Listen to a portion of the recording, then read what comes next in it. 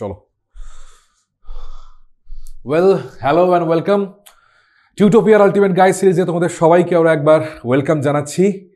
আমি তোমাদের দেবজ্যোতি স্যার। আশা করছি তোমরা সবাই ভালো আছো, সুস্থ আছো এবং তোমাদের পরিবারের সকলে ভালো আছেন এবং সুস্থ আছেন। তো গুড আফটারনুন সবাইকে। চলো একদমই তাই, সবাই জয়েন করছো, আস্তে আস্তে করে যাও। তাহলে চলো, তো সামনেই মাধ্যমিক। তোমাদের মাধ্যমিক মানেই জীবনের প্রথম বড় পরীক্ষা, মাধ্যমিক মানেই বুক ধুকপুকানি, মাধ্যমিক মানেই কি হবে আদৌ উত্তর লিখে আসতে পারবো কিনা পুরোটা। মাধ্যমিক মানেই যে হ্যাঁ, পরীক্ষায় প্রশ্নটা সহজ আসে, কিন্তু নম্বরটা যদি 90 আপ পাওয়া যায় তাহলে কিন্তু বেশি ভালো হয়, তাই না? 90+ যদি নম্বরটা পাওয়া যায় তাহলে তো ক্যা বাত। কারণ এই মাধ্যমিকের নম্বর ভালো হলে তোমরা কিন্তু পরবর্তীতে 11-12-এ কোন সাবজেক্ট নিচ্ছ সেটাও কিন্তু তোমাদেরকে ঠিক করে দেবে এই মাধ্যমিক পরীক্ষা। অর্থাৎ নম্বর ভালো হলে কিন্তু সাবজেক্টের প্রেফারেন্সটা তোমাদের কাছে আগে থাকবে। ঠিক সেই রকমভাবে মাধ্যমিকে নম্বর বেশি থাকলে শুধুমাত্র 11-12-এর গল্প নয়, মাধ্যমিকের নম্বর দেখে কিন্তু বিভিন্ন ধরনের চাকরিও হয়। একদমই তাই, বিভিন্ন সরকারি চাকরি কিন্তু মাধ্যমিকের নম্বরের উপর ভিত্তি করে দেওয়া হয়। তাই মাধ্যমিক জীবনের বড় পরীক্ষা ভালো করে দিতেই হবে, ফাটিয়ে দিতেই হবে। যাই হয়ে যাক, শরীর খারাপ হয়ে যাক, মন খারাপ হয়ে যাক, ঠিক আছে, ব্যথা লাগুক, সেটা শরীরে ব্যথা হোক, মনে ব্যথা হোক, যাই হোক না কেন, জাস্ট টার্গেট হলো একটাই, সেটা হচ্ছে সামনের মাধ্যমিক পরীক্ষা, জীবনের প্রথম বড় পরীক্ষা, জীবনের বোর্ডের প্রথম পরীক্ষাকে ফাটিয়ে দিতে হবে। আর এই ফাটিয়ে দুর্দান্তভাবে পরীক্ষা দেওয়ার জন্য এই টিউটোপিয়ার তরফ থেকে শুরু হয়েছে দ্য আলটিমেট গাইড সিরিজ মাধ্যমিক 2024। একদমই তাই, অলরেডি তোমরা ক্লাস করেছো। আমি কিন্তু অলরেডি বিভিন্ন ক্লাসে আমি বলেছি যে কোন কোন বিষয়ের থেকে কোন কোন প্রশ্নগুলো তোমায় পড়তে হবে এবং কোন কোন জায়গাগুলোকে আপকামিং মাধ্যমিক পরীক্ষার জন্য তোমাকে পড়ে যেতে হবে। আজকে আমরা জীবন বিজ্ঞানের প্রথম অধ্যায়ের ঠিক সেই রকমই আরও একটা বিষয় নিয়ে আলোচনা করব, যে এখান থেকে বলে দেবো যে পরীক্ষার জন্য গুরুত্বপূর্ণ প্রশ্নগুলো কী, পরীক্ষার জন্য গুরুত্বপূর্ণ টপিকগুলো কী পড়তে হবে সে জায়গা থেকে। তাহলে চলো শুরু করা যাক আজকের ক্লাস। তোমাদের সঙ্গে রয়েছি আমি তোমাদের দেবজ্যোতি স্যার, টিউটোপিয়া লার্নিং প্ল্যাটফর্মের তরফ থেকে। তো আজকে আমরা যেটা নিয়ে পড়বো সেটা হচ্ছে জীবন বিজ্ঞানের প্রথম অধ্যায় জীবজগৎ নিয়ন্ত্রণ সমন্বয়ের প্রাণী স্নায়ুতন্ত্র। এই টপিক নিয়ে কথা বলবো, এই টপিকের সাজেশনসগুলো আমি তোমাদেরকে দেব।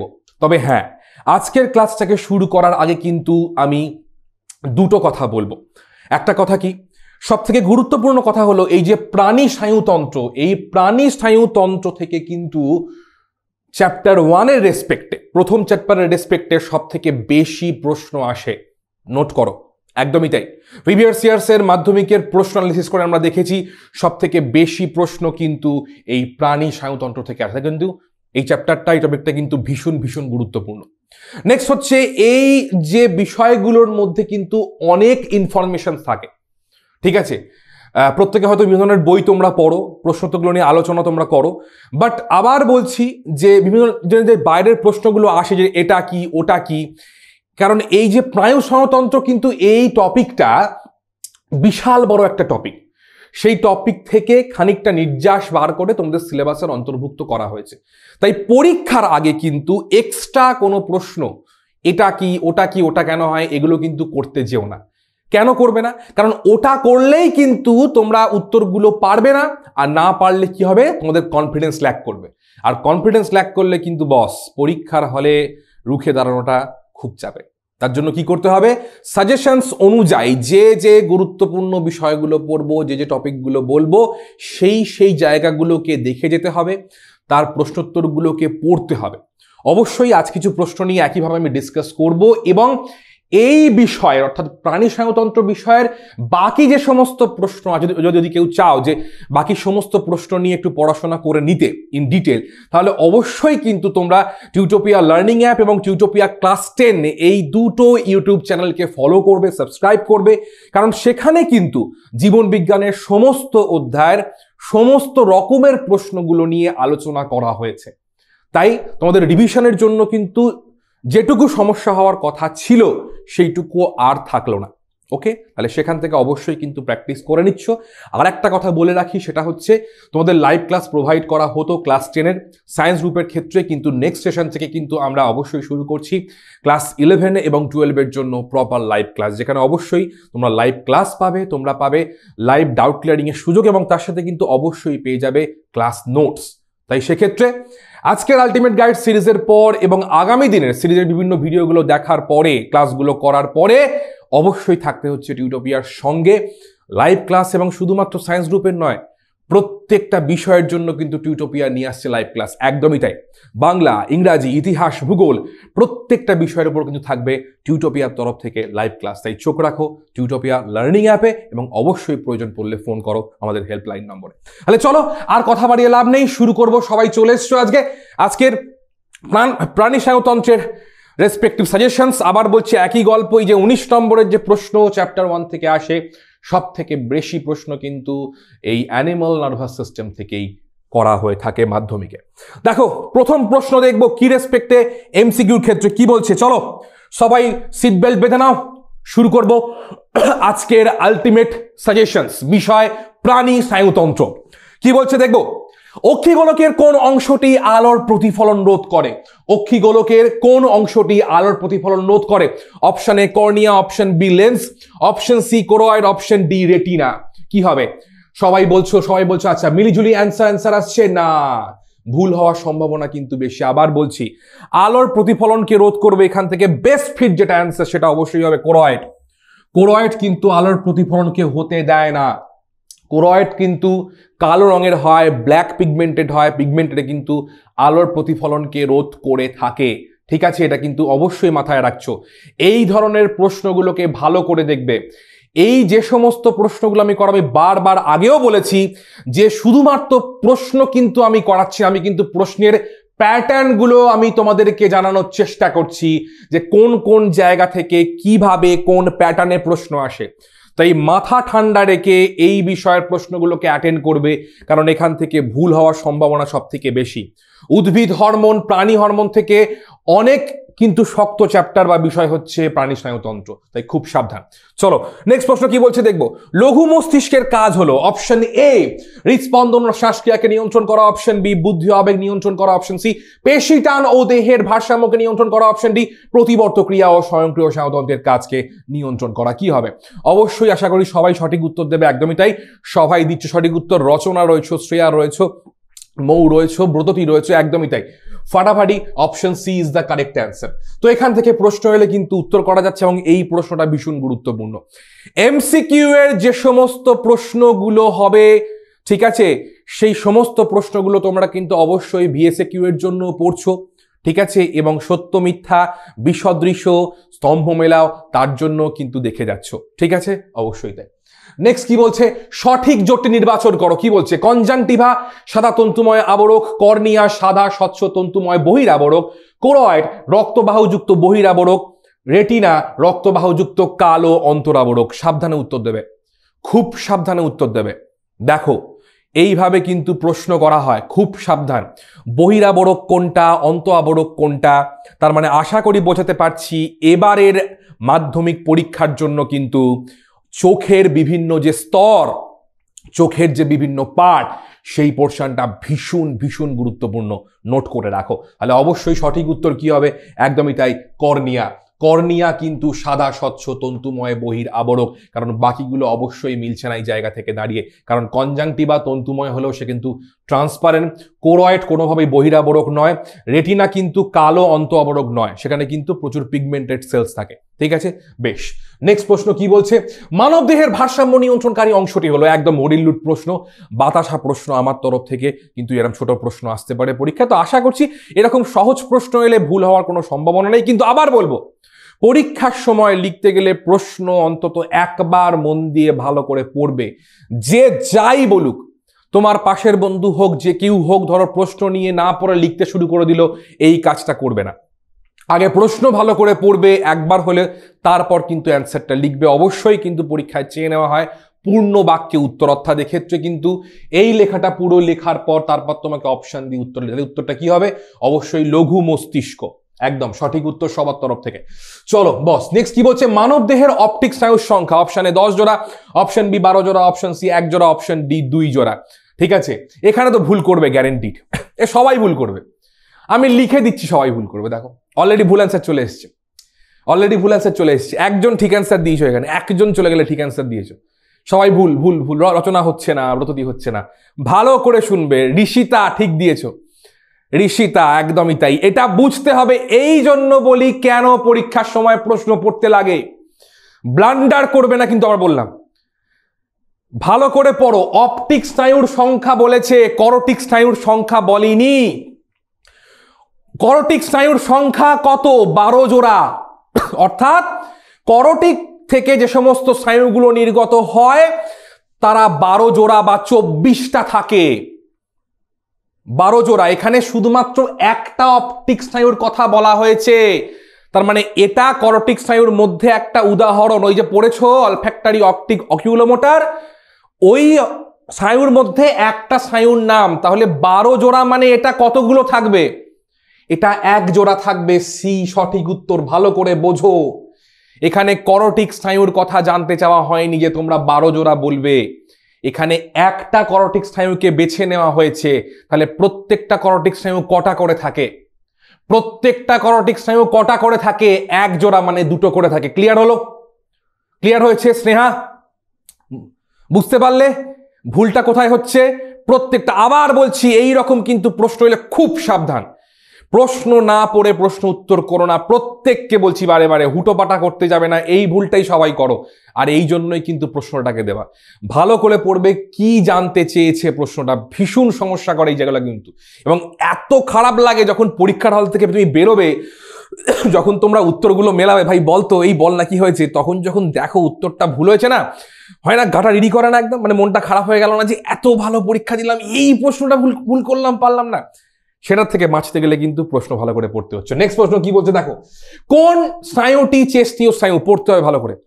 অপশন এ অপটিক স্নায়ু, অপশন বি অকিউলোমোটর স্নায়ু, অপশন সি ভেগাস স্নায়ু, অপশন ডি অলফ্যাক্টরি স্নায়ু।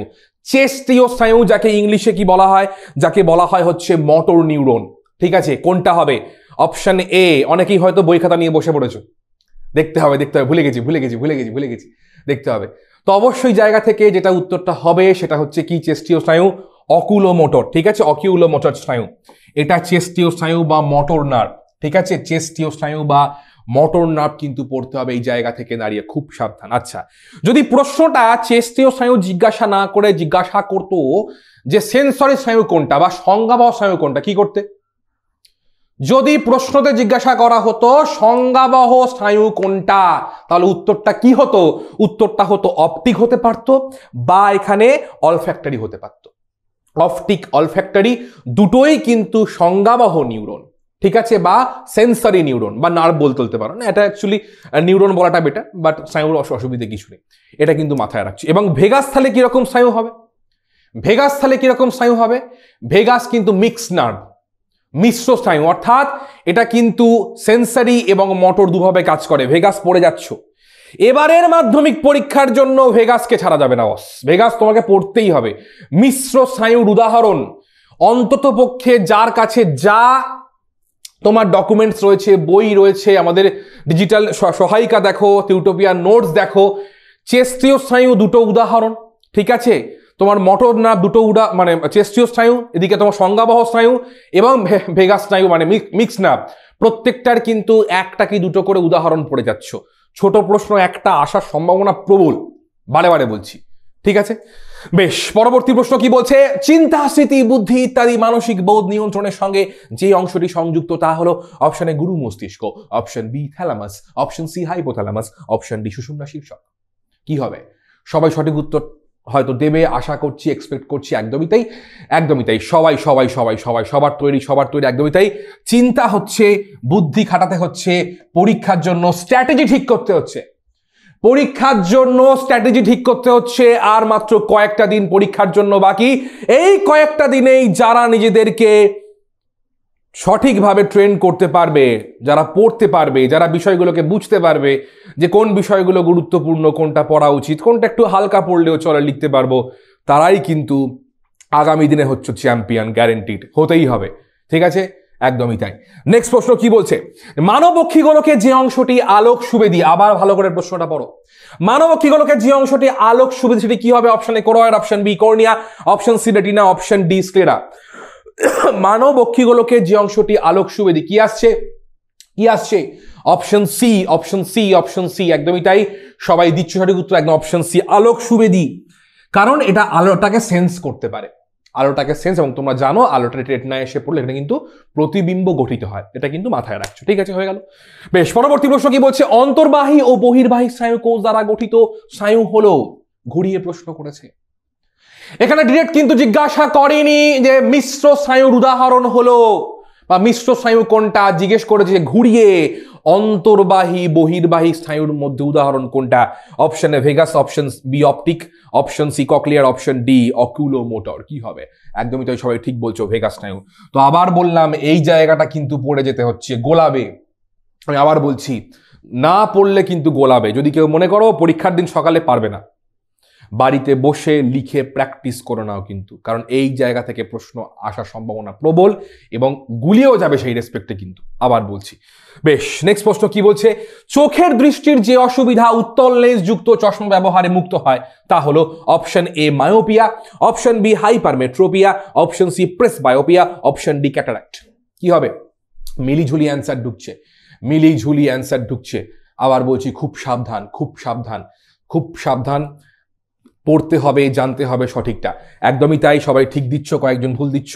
সঠিক উত্তর হচ্ছে এখানে হাইপারমেট্রোপিয়া। হাইপারমেট্রোপিয়াকে কিন্তু সংশোধন করার জন্য কি করা হয়? সংশোধন করার জন্য কিন্তু উত্তল লেন্সযুক্ত চশমা ব্যবহার করা হয়। কেন না, এখানে কি থাকে? এখানে কিন্তু কাছের দৃষ্টি ব্যাহত হয়, দূরের দৃষ্টি কিন্তু ঠিক থাকে। এখানে কিন্তু দূরের দৃষ্টি ঠিক থাকে, কাছের দৃষ্টি ব্যাহত হয়। ঠিক আছে, কাছের দৃষ্টি ব্যাহত হয়, দূরের দৃষ্টি ঠিক থাকে। কি করে মনে রাখবো? একটা ছোট্ট ট্রিক্স বলে দিই। হাইপারমেট্রোপিয়া, তাই তো? হাইপার মানে কি? আমরা পড়েছি হরমোনে, হাইপার মানে বেশি। তো বেশি মানে কি? দূরে বোঝায়, মানে অনেকটা ডিস্টেন্স, অনেকটা বেশি যেতে হবে, অনেকটা বেশি। তো হাইপারমেট্রোপিয়া মানে কি? হাইপারমেট্রোপিয়া বলতে এখানে হাইপার মানে অনেকটা বেশি, মানে দূরে, মানে দূরের দৃষ্টি ঠিক আছে, দূরের দৃষ্টি ঠিক, কাছের দৃষ্টি কিন্তু ঝামেলা করবে।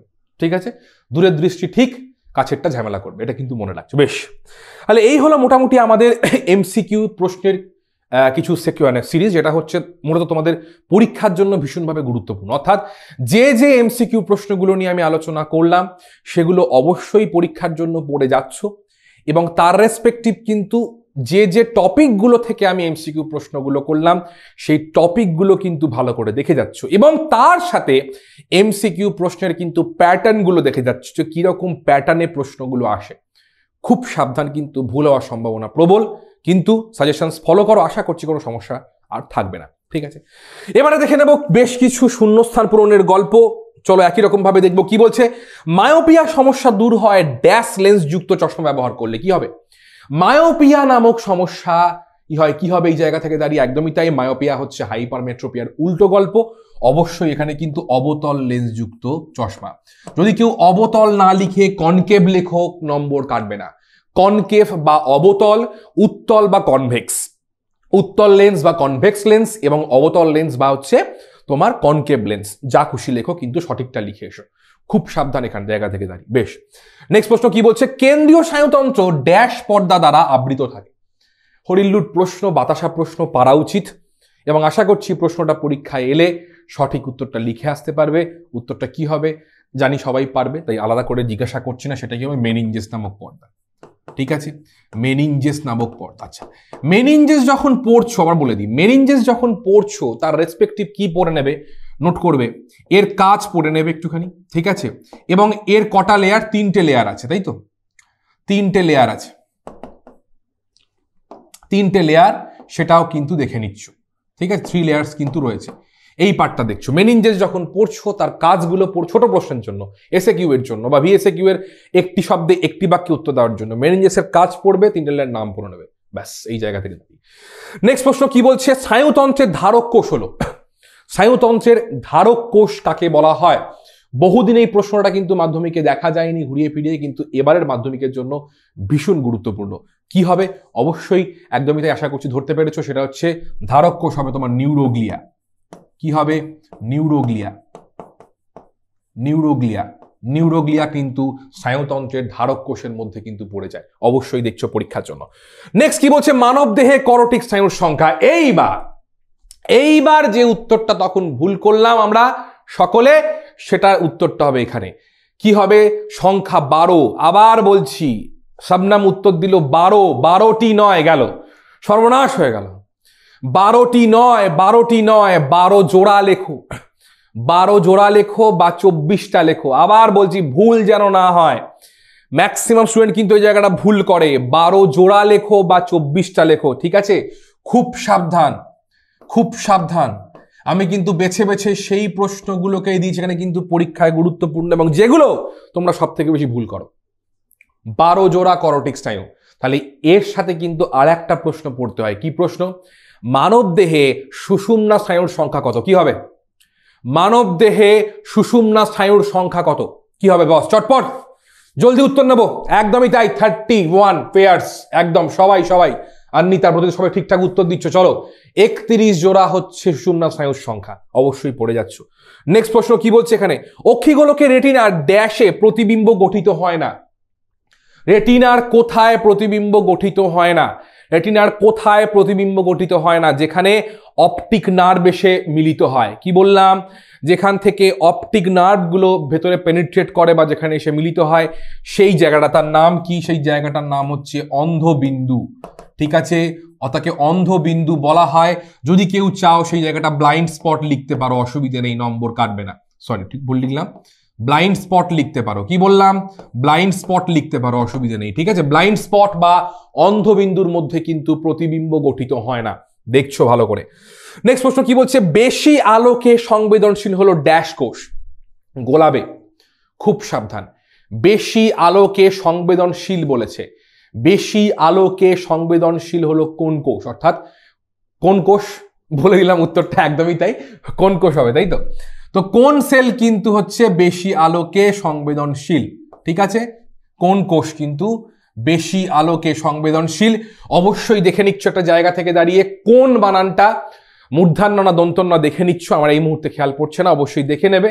খুব ভালো হয় যদি ইংলিশে লিখতে পারো, সব থেকে বেটার হয় এই জায়গা থেকে দাঁড়িয়ে। ঠিক আছে, কোন কোষ কিন্তু বেশি আলোকে সংবেদনশীল? এইবার যদি এর উল্টো প্রশ্নটা জিজ্ঞাসা করে, অর্থাৎ যে কম আলোকে সংবেদনশীল কোন কোষ হবে? কোন কোষ? তাহলে অবশ্যই রড কোষ।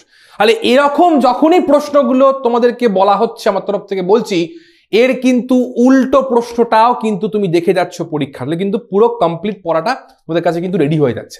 বেশ, পরবর্তী প্রশ্নগুলো দেখে নেবো। পরবর্তী, সব থেকে ছোট এবং সরু করোটিক নার্ভ কোনটা? সব থেকে ছোট এবং সরু করোটিক নার্ভ এখানে কোনটা? কি হবে উত্তর? সব থেকে ছোট এবং সরু করোটিক নার্ভ হয়তো অনেকের ক্ষেত্রে নাও জানতে পারো উত্তরটা। না, ভেগাস কোনোভাবে নয়। সব থেকে ছোট বলছি অ্যাকচুয়ালি। তো ভেগাস অ্যাকচুয়ালি দীর্ঘতম, বৃহত্তম স্নায়ু বলা যেতে পারে। ঠিক আছে, বৃহত্তম স্নায়ু হলে ভেগাস বলবে। ছোট হচ্ছে ট্রক্লিয়ার। কি এটা? ট্রক্লিয়ার। ট্রক্লিয়ার, হ্যাঁ তো, ট্রক্লিয়ার সব থেকে ছোট এবং সরু করোটিক নার্ভ। নোট করো খাতায়, ভীষণ গুরুত্বপূর্ণ। সব থেকে ছোট এবং সরু এবং সব থেকে বৃহত্তম হচ্ছে ভেগাস। ঠিক আছে, এটা কিন্তু। এবং সব থেকে লম্বা বলতে পারবে কোনটা? দেহের সব থেকে লম্বা স্নায়ু কোনটা বলতে পারবে কেউ? দেহের সব থেকে লম্বা স্নায়ু কোনটা? লংগেস্ট নার্ভ কোনটা দেহের সব থেকে? না, ট্রাইজেমিনাল নয়, sciatic nerve actually. Sciatic nerve actually আমাদের সুষুম্না কাণ্ড থেকে আর কি বেরোয়। সুষুম্না কাণ্ডর এন্ড পার্ট থেকে আর কি তৈরি হয়। সেটা প্রত্যেকটা পায়ে যায়, প্রত্যেকটা পায়ের মধ্যে যায়। সব থেকে মানে দীর্ঘতম আর কি স্নায়ুর মধ্যে পড়ে। এটা প্রয়োজন, এটা পরীক্ষা আসবে না, জাস্ট আমি জিজ্ঞাসা করে নিলাম, বলে দিলাম জাস্ট। নেক্সট কি বলছে? শিশুদের হাঁটতে শেখা। কি জানতে চাইলো? কোন ধরনের প্রতিবর্ত ক্রিয়া? শিশুদের হাঁটতে শেখা কোন ধরনের প্রতিবর্ত ক্রিয়া? তাকে হাঁটতে না শেখালে সে কি শিখবে? সে কি হাঁটতে পারবে? সে কিন্তু হাঁটতে পারবে না। তাহলে কি বলবো? এটা হলো এক প্রকারের অর্জিত প্রতিবর্ত ক্রিয়া। কি বলবো? এটা কিন্তু এক প্রকারের অর্জিত প্রতিবর্ত ক্রিয়া। তার মানে প্রশ্নের প্যাটার্ন আমাদের কাছে কি জানান দিচ্ছে? যে প্রতিবর্ত ক্রিয়ার উদাহরণগুলো আপকামিং মাধ্যমিক পরীক্ষার জন্য ভীষণ গুরুত্বপূর্ণ। তাই প্রতিবর্ত ক্রিয়ার কিন্তু উদাহরণটা অবশ্যই দেখে যাচ্ছ, বিশেষ করে অর্জিত দুটো আর সহজাত দুটো। বেশ, পরবর্তী প্রশ্ন কি বলছে? দুটি নিউরনের মধ্যবর্তী ফাঁকা অংশে অবস্থিত রাসায়নিক তরল পদার্থকে কি বলা হয়? দুটি নিউরন রয়েছে, তার মাঝখানে একটা জাংশন রয়েছে, তার মাঝখানে কি থাকে? তরল পদার্থ থাকে, এবং সেই জায়গাটাকে কি বলা হয়? তাকে বলা হয় সাইন্যাপটিক ক্লেফট বলা হয়। তাকে বলা হয় সাইন্যাপটিক ক্লেফট। সেখানে কি থাকে আবার ভালো করে শোনো, কি জিজ্ঞাসা করছে। সাইন্যাপস বলে রচনা জিজ্ঞেস করছে তরল পদার্থকে কি বলা হয়। আমি সাইন্যাপস বলছি না, তরল পদার্থকে কি বলা হয়? তরল পদার্থকে বলা হয়, আবার অনেকে ভুল করছো, লিখে নাও, নিউরোট্রান্সমিটার বলা হয়। কি বলা হয়? নিউরোট্রান্সমিটার বলা হয়। কি বলা হয়? নিউরোট্রান্সমিটার বলা হয়। নিউরোট্রান্সমিটার বলা হয়। এইবার যদি প্রশ্ন তোমায় করা হয় পরীক্ষার সময় যে একটি নিউরোট্রান্সমিটারের উদাহরণ দাও, তখন তুমি কি লিখবে? তখন তুমি লিখছো অ্যাসিটাইল কোলিন। একদমই তাই। নিউরোট্রান্সমিটার যদি জিজ্ঞাসা করো তাহলে কি হবে? Acetylcholine, one type of neurotransmitter. যদি জিজ্ঞাসা করে একটি বাধা প্রদানকারী নিউরোট্রান্সমিটার উদাহরণ, তখন কি দেবে? যদি জিজ্ঞাসা করে একটি বাধা প্রদানকারী নিউরোট্রান্সমিটারের উদাহরণ দাও, তখন তার উদাহরণ কি হবে? একদমই তাই, ঠিক বলছো, ফাড়াফাড়ি। চলো, এই চ্যাম্পিয়ন তৈরি হবে আস্তে আস্তে, একদম তৈরি হচ্ছে আস্তে আস্তে। গাবা, গামা অ্যামিনো বিউটারিক অ্যাসিড। খুব সাবধান, এখান থেকে কিন্তু ছোট ছোট প্রশ্ন, সত্য মিথ্যার প্রশ্ন, বিসদৃশটি খুঁজে লেখো, এই ধরনের কিন্তু প্রশ্ন আসছে, ভীষণ গুরুত্বপূর্ণ। দেখে যাচ্ছে, আবার বলেছি, এই অংশ থেকে অর্থাৎ নার্ভাস সিস্টেম থেকে কিন্তু সব থেকে বেশি প্রশ্ন আসে চ্যাপ্টার 1-এর রেসপেক্টে। বেশ, পরবর্তী কি বলছে? প্রতিবর্ত ক্রিয়া দ্রুত, স্বতঃস্ফূর্ত এবং ড্যাশ। এটা মাধ্যমিকে এসেছিল, এটা খুব সম্ভবত 2022-এর মাধ্যমিকে এসেছিল এই প্রশ্নটা। প্রতিবর্ত ক্রিয়া দ্রুত, স্বতঃস্ফূর্ত এবং কি হবে? একদমই তাই, তাৎক্ষণিক। কে বলছো? প্রথমে রচনা বললে, বাহ ফাটাফাটি, তাৎক্ষণিক। ঠিক আছে, তাৎক্ষণিক, তাৎক্ষণিক, এই জায়গা থেকে। তাহলে চলো, মোটামুটি কিন্তু আমাদের এখানে শেষ করলাম আমাদের বিএসএকিউ এর শূন্যস্থান পূরণের গল্প। কারণ তোমরা জানো আমি শূন্যস্থান পূরণ অবধি করাই, বাকিগুলো নিয়ে আমার কোনো মাথা ব্যথা নেই। কারণ বাকি প্রশ্নগুলোর উত্তর জানতে গেলে অবশ্যই তোমাকে সাবস্ক্রাইব করতে হচ্ছে আমাদের টিউটোপিয়া লার্নিং অ্যাপ এবং টিউটোপিয়া ক্লাস 10 ইউটিউব চ্যানেলকে। কারণ সেখানে চলছে এবং আপলোড হচ্ছে ডিজিটাল সহায়িকা তোমাদের জন্য, একদমই তাই, শুধুমাত্র তোমাদের জন্য। ক্লাস 10-এর প্রত্যেকটা বিষয়ের, প্রত্যেকটা অধ্যায়ের, প্রত্যেকটা টপিকের ওপর থেকে যত ধরনের প্রশ্ন আসতে পারে, সেটা এমসিকিউ হোক, সেটা ভিএসকিউ হোক, সেটা এসএকিউ হোক, সেটা এলএকিউ হোক, সব ধরনের প্রশ্ন নিয়ে কিন্তু আলোচনা করা হচ্ছে। অবশ্যই সেখান থেকে কিন্তু ভিএসকিউ সেকশনটাকে দেখে নিচ্ছ, কারণ ছোট প্রশ্নের কিন্তু সেই অর্থে সাজেশন বিশেষ হয় না। হয় কিসে সাজেশন হয়? যে কোন কোন টপিকগুলো গুরুত্বপূর্ণ, সেগুলো কিন্তু আমি আজকের ক্লাসে বলে দিলাম, আগের ক্লাসেও বলেছি, আপকামিং ক্লাসগুলোতেও কিন্তু বলতে থাকবো। একদমই তাই। আর অবশ্যই আজকের ক্লাসের শেষে কিন্তু থাকবে সেই আলটিমেট সাজেশনস, অর্থাৎ কোন কোন টপিকগুলো ভীষণভাবে ভালোভাবে তোমাকে পরীক্ষার জন্য দেখে যেতেই হবে, যা বলবো আজকের ক্লাসের শেষে। চলো, তো প্রথম প্রশ্ন কি বলছে এখানে? স্নায়ুকোষ, স্নায়ু ও স্নায়ুতন্ত্রের মধ্যে সম্পর্ক লেখো। গুরুত্বপূর্ণ প্রশ্ন। স্নায়ুকোষ, স্নায়ু, স্নায়ুতন্ত্র, নিউরন, নার্ভ এবং নার্ভাস সিস্টেম, এই প্রশ্নটা কিন্তু দেখে যাচ্ছে উত্তরটা। সহজ করে বলতে গেলে কি হয়, আমি অবশ্যই তোমার ফ্লোটাকে দেখিয়ে দিই, উত্তরটা কি রেসপেক্টে লিখবে। ডিটেল উত্তরটা কোথায় পাবে? অবশ্যই তোমরা কিন্তু উত্তরটা পাচ্ছ আমাদের টিউটোপিয়া লার্নিং অ্যাপের যে নোটস আছে, ওখানে উত্তরটা দেওয়া রয়েছে।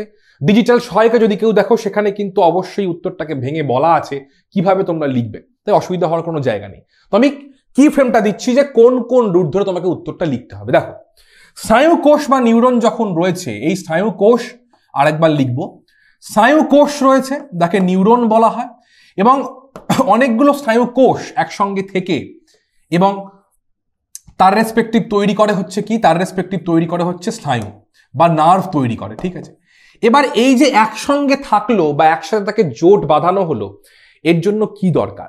এর জন্য কিন্তু বেশ কিছু আবরক দরকার বা বেশ কিছু যোগ করার প্রয়োজন রয়েছে। যোগ করা অর্থাৎ কি থাকে? স্নায়ুকোষের মধ্যে থাকে বেশ কিছু আবরণ থাকে। ঠিক আছে, আবরণ, তার সাথে ফ্যাট যুক্ত হয়, ফ্যাটের লেয়ার থাকে, তার রেসপেক্টিভ হচ্ছে যোগ কলা, ফ্যাটও যোগ কলা অবশ্যই। ঠিক আছে, যোগ কলার রেসপেক্টিভ মানে এখানে তুমি রক্তবাহ পেয়ে যাবে। এই রক্তবাহ, এই সম্মিলিতভাবে যে গঠনটা তৈরি হচ্ছে তাকে কিন্তু আমরা স্নায়ু বলছি। ঠিক আছে, তার মানে দেখবে আমরা যখন লোকাল কথায় বলি না, মানে এমনি যা সাধারণ কথায়, যে তার নার্ভের ড্যামেজ হয়েছে, বলে না যে তার নার্ভের ড্যামেজ, তার নার্ভ কাজ করছে না, মানে কার কথা বলা হচ্ছে? তার কিন্তু স্নায়ু কাজ করছে না। ঠিক আছে, এইটা কিন্তু তুমি খালি চোখে দেখতে পাও, একে তুমি কিন্তু খালি চোখে দেখতে পাবে না। কেন স্যার? এ কিন্তু মাইক্রোস্কোপিক, একে দেখতে গেলে। এইটা সম্মিলিতভাবে অনেকগুলো স্নায়ুকোষ একসাথে সম্মিলিত হয়ে তার উপর লেয়ার টেয়ার জড়িয়ে কিন্তু আলটিমেট একটা মোটা স্ট্রাকচার তৈরি করে, তাকে কিন্তু আমরা স্নায়ু বা নার্ভ বলছি। এটা হলো ব্যাপার। নেক্সট কি বলবো, স্নায়ু যে হলো এই জায়গা থেকে দাঁড়িয়ে, এবার এই স্নায়ু হলো, ঠিক আছে, এই স্নায়ু থেকে তৈরি হবে হচ্ছে স্নায়ুতন্ত্র। কি রেসপেক্টে আমরা পাবো, এই যে ভিন্ন ভিন্ন স্নায়ুগুলো রয়েছে, অর্থাৎ ভিন্ন ভিন্ন স্নায়ু মানে আমরা পড়ে এলাম অন্তর্বাহী স্নায়ু, বহির্বাহী স্নায়ু, অর্থাৎ আর একটু ভালোভাবে বললে হয় তোমার চেষ্টীয় স্নায়ু, ঠিক আছে, বা সংজ্ঞাবহ স্নায়ু, ঠিক আছে, এই সমস্ত জায়গাগুলো থেকে দাঁড়িয়ে, অর্থাৎ টাইপস অফ স্নায়ু বা ধরো প্রকার, বিভিন্ন প্রকার, এবং তার রেসপেক্টিভ শুধুমাত্র স্নায়ু নয়, কে আছে এর মধ্যে, নিউরোগ্লিয়া রয়েছে, তাই তো, নিউরোগ্লিয়া রয়েছে, ধারক কোষ থাকবে তো, তারা রয়েছে, ঠিক আছে, এবং তাদের মাধ্যমে আলটিমেটলি কি তৈরি হবে, সবাই মিলে একসাথে কিন্তু একে তৈরি করবে, অর্থাৎ নার্ভাস সিস্টেমকে তৈরি করবে, এবং তার সাথে অবশ্যই যেটা মিস করবো না সেটা হচ্ছে বিভিন্ন অঙ্গ তৈরি করবে। স্যার অঙ্গ মানে কি, মস্তিষ্ককে তৈরি করবে। আমরা পড়েছি কেন্দ্রীয় স্নায়ুতন্ত্রের প্রধান দুটি অংশ হলো মস্তিষ্ক এবং সুষুম্না কাণ্ড। মস্তিষ্ক কি দিয়ে তৈরি হয়, মস্তিষ্ক তৈরি হয় বিভিন্ন প্রকার স্নায়ু দিয়ে, সেখানে নিউরোগ্লিয়ার, সেখানে ফ্যাটের আস্তরণ রয়েছে, সেখানে মেনিনজেস রয়েছে, সেখানে যোগকলা, সেখানে ব্লাড ভেসেল রয়েছে। তো সমস্ত কিছু কিন্তু নিয়ে তৈরি হয় হচ্ছে স্নায়ুতন্ত্র, অর্থাৎ স্নায়ু তার বিভিন্ন প্রকার, নিউরোগ্লিয়া, অঙ্গ, তার রেসপেক্টিভ অবশ্যই বলবে সেরিব্রোস্পাইনাল ফ্লুইড, এই সমস্ত কিছু গঠন নিয়ে কিন্তু আলটিমেটলি তৈরি হচ্ছে স্নায়ুতন্ত্র, ঠিক আছে। এবং তার ভাগ আমরা জানি, অর্থাৎ এখানে কেন্দ্রীয় স্নায়ুতন্ত্র, প্রান্তীয় স্নায়ুতন্ত্র এই জায়গা থেকে দাঁড়িয়ে, এবং হচ্ছে স্বয়ংক্রিয় স্নায়ুতন্ত্র। তো এই হলো রুট, যে রুট ধরে তোমায় কিন্তু উত্তরটাকে লিখতে হবে। পুরো উত্তরটা কিন্তু তোমরা পেয়ে যাচ্ছ, অবশ্যই তোমরা পাবে ডিজিটাল সহায়িকায়, এবং টিউটোপিয়ার তরফ থেকে যে নোটস প্রোভাইড করা আছে সেখানে কিন্তু পুরো উত্তরটা গুছিয়ে লেখা আছে। সেখান থেকে তোমায় কিন্তু অবশ্যই জিনিসটা পড়ে লিখে নিতে হচ্ছে। এবার এই যে লিখে নেওয়ার কথা কেন বললাম, এই যে বড় প্রশ্ন বা 2 নম্বরের প্রশ্নের ক্ষেত্রে সব থেকে নম্বরটা কাটে এই কারণে, কারণ তোমরা লেখাটা অভ্যাস করো না। ছোট প্রশ্ন কোনো ব্যাপারই না, এমসিকিউ ভিএসকিউ দেখবো, হয়ে যাবে, একবার রিভিশন দেবো। কিন্তু যখনই 2 নম্বর বা 3 নম্বর বা তার থেকে বেশি মার্কসের প্রশ্ন, তখন কিন্তু অনেকটা ব্যাখ্যা করে লিখতে হয় এবং তার রেসপেক্টিভ ছবিও আঁকতে হয়। তো এই লেখাটা কিন্তু অভ্যাস করতেই হবে মাধ্যমিক পরীক্ষায় ভালো রেজাল্ট করার জন্য, সেটা যে কোনো বিষয়ের জন্য হোক না কেন, তোমাকে লিখতে হবে। যদি কেউ মনে করে থাকো পরীক্ষার 1 সপ্তাহ আগে দেখে নেবো, করে নেবো, সত্যি বলছি পারবে না। মানে সেই সময় তো করতে পারবেই না, কনফিডেন্সটা ল্যাক করবে, ধুর পড়বো না, ভালো লাগছে না, চিন্তায় চিন্তায় মাথা খারাপ হয়ে যাবে।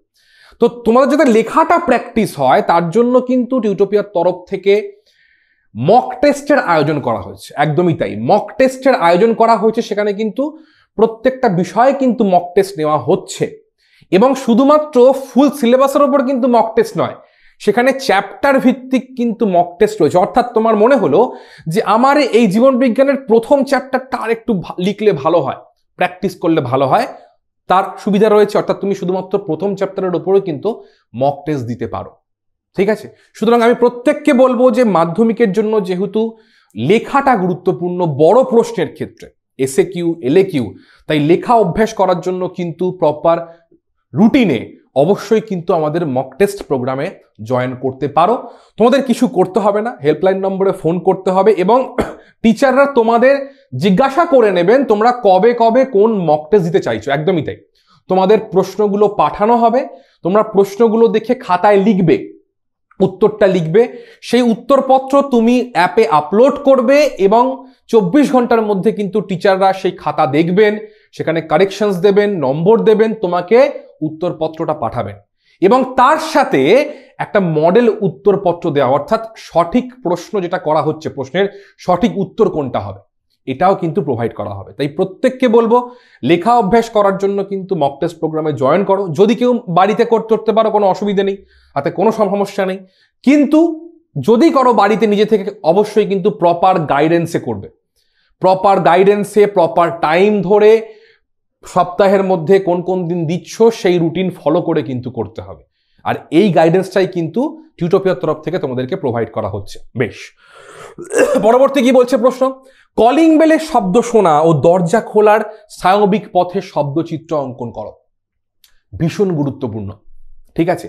স্নায়বিক পথের শব্দচিত্র এই জায়গা থেকে দাঁড়িয়ে। আচ্ছা, অনেকে নিয়েছো মক টেস্ট, একদমই তাই। তো প্রত্যেককে বলবো নিয়ে কিন্তু রেখে দেবে না। নিয়ে রেখে দিলে মনে হবে দূর কেন নিলাম। প্রত্যেককে বলবো যারা মক টেস্টে জয়েন করছো, অনেকে জয়েন করেছো বলছে এখানে, অবশ্যই কিন্তু লেখো, লিখে উত্তরপত্রটাকে সাবমিট করো, তবেই কিন্তু ফিডব্যাকটা পাবে। তবুর কেন বলো তো, ওই মাঝে মাঝে মনে হয় মানে মানে এই ইভ্যালুয়েশনটা না হলে না বুঝতে পারা যায় না যে নিজে কোন জায়গায় আমরা দাঁড়িয়ে আছি। কারণ নিজের কাছে নিজেকে ভালো লাগেই, মানে মনে হয় না যে আয়নার সামনে দাঁড়ালে মনে হয় না যে আমি সব থেকে সুন্দর হ্যান্ডসাম দেখতে বা আমাকেই সব থেকে সুন্দর রূপসী দেখতে। হতেই পারে, এটা মানে খারাপ কিছু নয়। কিন্তু আমরা যখন মার্কেটে নামবো বা যখন আরো 10 জনের সঙ্গে কম্পিটিশন করব, তখন আমাদের মনে হবে যে না, এই জায়গায় আমার খামতি আছে, বা এই প্রশ্নটা ও যেভাবে লিখেছে যদি আমিও লিখতে পারতাম মক টেস্টটা দেওয়ার পর, তাহলে আমার নম্বরটা পুরো আসতো। সুতরাং নিজেকে নিজে ইভ্যালুয়েট করতে এখন যেও না পরীক্ষার আগে। পরীক্ষার পরে করো, 2 মাস সময় আছে, অঢেল সময় করো, তার জন্য অবশ্যই আমরা থাকবো পরবর্তীকালে। কিন্তু পরীক্ষার আগে কিন্তু গাইডেন্সটাকে নাও এবং মক টেস্টের পরীক্ষাগুলোকে অবশ্যই দাও এবং বাড়িতে লেখাটা প্র্যাকটিস করো। কি বলছে, কলিং বেলের শব্দ শোনা ও দরজা খোলার স্বাভাবিক পথ। খুব সহজ করে বলতে গেলে কি বলা যেতে পারে এখানে, যে একটা পাথ তোমরা জানো, একটা হেডিং দিলে তারপর লিখবে এখানে যে উদ্দীপনা। পাঁচটা লিখে দিচ্ছি। উদ্দীপনা মানে ব্যাকেটে লিখছো যে কলিং বেলের শব্দ, তাই তো? কলিং বেলের আওয়াজ বলো বা শব্দ, হ্যাঁ, শব্দ বা আওয়াজ যা খুশি লিখতে পারো এই জায়গা থেকে দাঁড়িয়ে, ঠিক আছে? আর উদ্দীপনাটা কোথায় যাবে? উদ্দীপনা চলে যাবে সরাসরি, ঢুকবে আমাদের গ্রাহক কোষে, তাই তো? গ্রাহকে চলে যাবে, অ্যাকসেপ্টরে যাবে গ্রাহক। তো গ্রাহক মানে কোথায়? এখানে আমাদের ইয়েতে রয়েছে আমাদের কানে, তাই তো? কানের মধ্যে থাকা, যে কানে অবস্থিত কি, কানের হচ্ছে অডিটরি, তাই তো? কানের হচ্ছে শব্দ গ্রাহক বলা যেতে পারে, একদম শব্দ গ্রাহক রয়েছে, লিখলে অসুবিধা নেই, ঠিক আছে? এবারে যে গ্রাহক হলো, গ্রাহক থেকে ফার্দার কোথায় যাবে? গ্রাহক থেকে এইবার এই জায়গাটা অনেকে ভুল করবে, ঠিক আছে? আচ্ছা আচ্ছা, মাধ্যমিকে কি নিয়ে পড়বে? দেখো, একজন জিজ্ঞাসা করেছো আমাকে, স্যার আমি আইএএস হতে চাই, মাধ্যমিকে কি নিয়ে পড়বো? দেখো, মাধ্যমিকে আইএএস হওয়ার ক্ষেত্রে দুটো জিনিস বলবো। 1 নম্বর হচ্ছে ইতিহাস ভূগোলটা ভালো করে পড়ো, ম্যাথটা ভালো করে পড়ো, আর সায়েন্সটা ভালো করে পড়ো। মানে সব কিছুই পড়তে লাগবে রাদার, মানে মেনলি হচ্ছে ম্যাথের পোর্শনটা, ইতিহাস ভূগোলের জায়গাটা, সায়েন্সের বেসিক সায়েন্সটা, মানে মানে ফিজিক্যাল সায়েন্স বা বায়োলজির বেসিক সায়েন্স, এবং ইংলিশটা, ঠিক আছে? তো আমি প্রেফার করব যে যেহেতু মানে ম্যাথ এবং ইংলিশটা খুব ভালো করে রেডি করো, ম্যাথ এবং ইংলিশের জায়গাটা ভালো করে রেডি করো। এই জায়গা থেকে দাঁড়িয়ে এটা ভীষণ গুরুত্বপূর্ণ প্রত্যেকটা পরীক্ষার ক্ষেত্রে, ইংলিশটা, ঠিক আছে? আর বাকি সায়েন্সের পোর্শনটা ডিপেন্ড করছে সিলেবাস কেমন থাকবে তোমাদের সময়, তার উপরে ডিপেন্ড করছে খানিকটা, ঠিক আছে? তো চলো, নেক্সট হচ্ছে গ্রাহকের গল্প গেল। গ্রাহক থেকে এবারে যেটা অনেকে লিখবে না সেটা আমরা লিখবো কি, এইখানে কে থাকবে? এইখানে এই জায়গায় থাকবে হচ্ছে সংজ্ঞাবহ স্নায়ু। বোঝাতে পারলাম? এইটা কিন্তু অনেকে মিস করে যাবে, লিখবে না। সংজ্ঞাবহ স্নায়ু তোমাকে লিখতে হবে। সেই সংজ্ঞাবহ স্নায়ুর মাধ্যমে, ঠিক আছে, সেটা কোথায় যাবে? সেটা স্নায়ু কেন্দ্রে যাবে, ঠিক আছে? স্নায়ু কেন্দ্রের মধ্যে দিয়ে যাবে, ঠিক আছে? স্নায়ু কেন্দ্রের মধ্যে কি আছে লিখতে পারো, যে মস্তিষ্কের শ্রবণ কেন্দ্র লেখো, মস্তিষ্কের শ্রবণ কেন্দ্র, ঠিক আছে? ঠিক আছে, এটা। এবার স্নায়ু কেন্দ্রের পর কি আসবে? এখানে থাকবে কি, আজ্ঞাবহ স্নায়ু, ঠিক আছে? এইটা কিন্তু মিস করা যাবে না। এখানে কিন্তু ম্যাক্সিমাম স্টুডেন্টরা এই সংজ্ঞাবহ এবং আজ্ঞাবহ স্নায়ুর জায়গাটা মিস করে যাবে, লিখবে না। তোমরা লিখছো, ঠিক আছে? হলো। তারপরে চলে আসো কিসে? চলে আসো হচ্ছে কারক অঙ্গ। কারক অঙ্গ বা কারক মানে এখানে কি হবে? হাত ও পায়ের মাংসপেশি, হাত ও পা, ঠিক আছে? এবার লিখতে পারো এখানে হাত ও পায়ের মাংসপেশি, কোনো অসুবিধা নেই, দ্যাটস আ ডিফারেন্ট থিং, ঠিক আছে? আচ্ছা আচ্ছা, কোচবিহার থেকে একজন রয়েছে, একদমই তাই। তো টিউটোপিয়া ফ্যামিলি আস্তে আস্তে বড় হচ্ছে, দেখেও ভালো লাগলো। তো টিউটোপিয়া ফ্যামিলির তরফ থেকে আমি বলবো তোমাদেরকে অবশ্যই তোমরা আমাদের সঙ্গে থাকো, কারণ আমাদের আলাদা করে পাওয়ার কিছু নেই। যেটুকু পারিশ্রমিক নিতে হয়, পারিশ্রমিক নেওয়ার পরে আমরা সকলেই চাই তোমরা পরীক্ষায় ভালো রেজাল্ট করো এবং নম্বরটা তুলে আনো। কারণ দেখো, মার্কেটে কম্পিটিশন বিশাল, যে যাই বলুক না কেন, যাই হয়ে যাক না কেন, পরীক্ষার যদি রেজাল্ট ভালো হয়, নম্বর ভালো হয়, তাহলে নিজের যেমন একটা কনফিডেন্স আসে, ভালো লাগে। আর সব থেকে ভালো লাগে এই বিষয়ে যে তোমার বাড়ির মানুষগুলো, বিশেষ করে বাবা মার কিন্তু সব থেকে ভালো ফিলটা হয়, তারা কিন্তু গর্ববোধ করেন। কারণ আমরা সকলেই সামাজিক মানুষ এবং আমরা সকলকে নিয়েই থাকতে ভালোবাসি। তাই পরীক্ষার রেজাল্ট ভালো হলে নিজের স্যাটিসফ্যাকশনের থেকেও তার সাথে কিন্তু তোমাদের চারপাশে যে আত্মীয় পরিজন রয়েছে তারাও কিন্তু অনেক খুশি হন, এবং অবশ্যই তোমাদের ফিউচারে কিন্তু কেরিয়ার সেটেল করতেও অবশ্যই সেটা সুবিধা হবেই হবে। চলো, কারক হলো হাত পা লিখছো, এবং তারপরে লিখবে কি? উদ্দীপনায় সাড়া প্রদান। কি লিখবে? উদ্দীপনায় সাড়া প্রদান। ঠিক আছে, উদ্দীপনায় সাড়া প্রদানের জায়গায় তুমি কি লিখছো? এখানে তুমি লিখে দিচ্ছ যে দরজা খোলা। ঠিক আছে, তো এই জিনিসটা তোমায় কিন্তু লিখতে হবে জায়গা থেকে দাঁড়িয়ে, ভীষণ গুরুত্বপূর্ণ এই জায়গা থেকে। এবং ধরো এখানে অন্য কিছু দিল, ধরো এখানে তোমাকে বললো যে কোনো একটি, মানে ধরো তোমার কেউ ডাকছে, তুমি সেখানে ধরো কেউ দরজা আওয়াজ করলো, বা ধরো তোমাকে কোনো খাবার দেওয়া হলো, একটা চকলেট দেওয়া হলো, সেই চকলেট খাওয়া, মানে চকলেট দেওয়া হলো এবং সেটি খাওয়া, এর স্নায়বিক পথটি লেখো। একই গল্প। উদ্দীপনাটা কি হবে? চকলেট বা মিষ্টি। সেখান থেকে গ্রাহক কোষটা কোথায় থাকবে? জিভে থাকবে। জিভে থাকবে আর কোথায় থাকবে? চোখে থাকবে। চোখে থাকবে মূলত চোখ, আমি দেখছি, চোখে থাকবে। চোখ থেকে সংজ্ঞাবহ স্নায়ু, সেখান থেকে স্নায়ুকেন্দ্র, সেখান থেকে আজ্ঞাবহ স্নায়ু, সেখান থেকে কারক। কারক কোথায় যাবে? কারক কিন্তু থাকবে কোথায়? হাতে থাকবে। কারণ আমার চকলেটটা দেখে লোভ লাগছে, হাতে করে নিয়ে খেতে শুরু করলাম। তাহলে কারক কি হচ্ছে? হাত হচ্ছে কারক, মুখ হচ্ছে কারক, জীব হচ্ছে কারক, কারণ মুখ তো আনাতে হবে। তারপরে হচ্ছে উদ্দীপনা সাধন। কি হবে? না চকলেটটি খাওয়া হচ্ছে। তো যে কোনো ফরম্যাট দিক তুমি কিন্তু এর মধ্যে বসিয়ে দাও, এবং এইভাবে কিন্তু উত্তরটা তোমাকে লিখে আসতে হচ্ছে। ক্লিয়ার? চলো, নেক্সট প্রশ্ন কি বলছে? অন্তর্বাহী ও বহির্বাহী স্নায়ুর মধ্যে পার্থক্য লেখো। ঠিক আছে, অন্তর্বাহী মানে হচ্ছে সংজ্ঞাবাহী স্নায়ুর কথা বলা হচ্ছে, বহির্বাহী স্নায়ু বলতে এখানে কিন্তু তোমার আজ্ঞাবহ স্নায়ুর কথা বলা হচ্ছে। অর্থাৎ অন্তর্বাহী যদি এখানে বলে, আমি কিন্তু অনেকগুলো টার্মিনোলজি লিখে দিচ্ছি এখান থেকে, অন্তর্বাহী বহির্বাহী বলুক বা এর রেসপেক্টে ধরো সংজ্ঞাবহ বলুক বা আজ্ঞাবহ বলুক, ঠিক আছে, মানে নাম অনেক কিন্তু তার অ্যান্সারটা কম বেশি একই রকম হবে। এটা বলুক, বা ধরো এখানে বলল যে কি বলে সংজ্ঞাবহ আজ্ঞাবহ, এখানে যে সেন্সরি বললো এখানে, এখানে মোটর বললো। ঠিক আছে, তো এর উত্তরগুলো কিন্তু অনেকটা কাছাকাছি যায়। ঠিক আছে, সুতরাং গুলিয়ে যেন না যায় জায়গা থেকে দাঁড়িয়ে। ঠিক আছে, মানে অ্যাকচুয়ালি বলা যেতে পারে যে সেন্সরি নিউরন নিয়ে অন্তর্বাহী স্নায়ু তৈরি হয়, বা বলতে পারো সেন্সরি নিউরন নিয়ে সংজ্ঞাবহ স্নায়ু তৈরি হয়। গল্পটা একই, উল্টো দিক থেকে গল্পটা কিন্তু তাই। তাহলে পার্থক্য কি লিখবো? চলো দেখা যাক এই জায়গা থেকে দাঁড়িয়ে। দেখো, চলো শুরু করি ছোট্ট করে, খুব তাড়াতাড়ি দাও। তো পার্থক্য লেখার ক্ষেত্রে যে ফরম্যাটটা ফলো করা হয়, সেই ফরম্যাটই ফলো করার কথা আমি বলবো। ঠিক আছে, অন্তর্বাহী পুরোটা লিখলাম না, একটা বহির্বাহী। তো সেই জায়গা থেকে দাঁড়িয়ে এখানে একটা অবশ্যই 3টে কলাম করার চেষ্টা করবে। বিষয় ভিত্তিক কিন্তু তোমাকে পার্থক্যটা পুরোটাকে সাজাতে হচ্ছে। ঠিক আছে, এইটা গেল, তার রেসপেক্টিভ এইটা গেল, অসুবিধা কিছু নেই। তো প্রথম ক্ষেত্রে কি হবে এই জায়গা থেকে দাঁড়িয়ে? অবশ্যই যে তার প্রকৃতি লেখো এখানে। প্রকৃতি, অন্তর্বাহী স্নায়ুর প্রকৃতি কিরকম? অন্তর্বাহী স্নায়ুর প্রকৃতি হচ্ছে সেন্সরি বা সংজ্ঞাবহ, তাই তো? সংজ্ঞাবহ। ঠিক আছে, কিভাবে উত্তরটা লিখছি ভালো করে বোঝার চেষ্টা করো। আচ্ছা, সংজ্ঞাবহ লিখলে এখানে কি হবে? আজ্ঞাবহ। ঠিক আছে, যদি মনে হয় না আরো ভালো করে লিখবো, সেন্সরি লিখে দাও, এখানে লিখে দাও যে মোটর, অসুবিধা নেই, প্রকৃতি হয়ে গেল জায়গা থেকে দাঁড়িয়ে। ঠিক আছে, চলো। আচ্ছা একদম। আচ্ছা, তোমার নাম হচ্ছে মোহাম্মদ আলম হোসেন। আচ্ছা, বেশ থাকো, আমাদের সঙ্গে থাকো মোহাম্মদ, একইভাবে। ঠিক আছে, চলো নেক্সট কি বলছে যে, আচ্ছা তারপরের পার্ট হচ্ছে একটা পার্ট 2 নম্বরের প্রশ্ন, মানে 2 নম্বরের বিষয়, সেটা হচ্ছে গ্রাহকের উপস্থিতি। ঠিক আছে, গ্রাহকের উপস্থিতি মানে গ্রাহক কোষ উপস্থিতি কি হবে?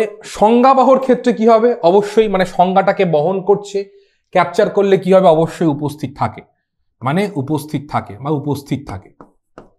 গ্রাহক উপস্থিত লিখবে, এখানে কি লিখবে? গ্রাহক অনুপস্থিত। ফান্ডামেন্টাল জিনিস যা একটু তোমাকে পড়তে হবে, জানতে হবে। আচ্ছা, নেক্সট 3 নম্বর পয়েন্ট কি লিখছো? 3 নম্বর পয়েন্ট যেটা লিখবে সেটা হচ্ছে যে একটা ডেনড্রাইট আর হচ্ছে তোমার ছোট ছোট অ্যাক্সন থাকে। আচ্ছা, এখানে হচ্ছে লিখবে বিষয়টা অ্যাক্সন ও ডেনড্রন বা ডেনড্রাইট বলতে পারো, ঠিক আছে? অ্যাক্সন ও ডেনড্রাইটের প্রকৃতি। জাস্ট আ মিনিট, একটু উপর দিকে তুলবো, চলো। অ্যাক্সন ও ডেনড্রাইট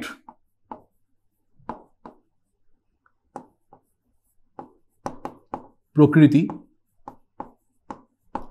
তো এখানে কি লিখবে? এখানে তুমি লিখছো এখানে যে একটি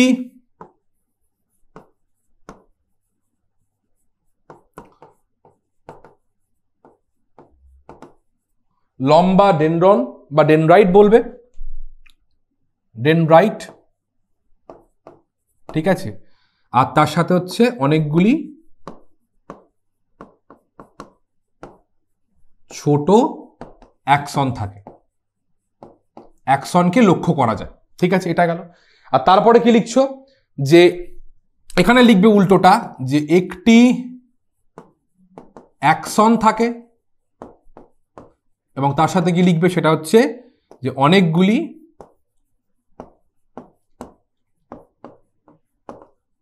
ডেনড্রাইট থাকে। তো আবার বলছি, পার্থক্যটা কিন্তু নোট করবে, দেখবে, এটা কিন্তু সব জায়গায় দেওয়া নেই, ঠিক আছে? গুরুত্বপূর্ণ প্রশ্নবারের জন্য। আচ্ছা, নেক্সট হচ্ছে কি যে স্নায়ুকোষের প্রকৃতি।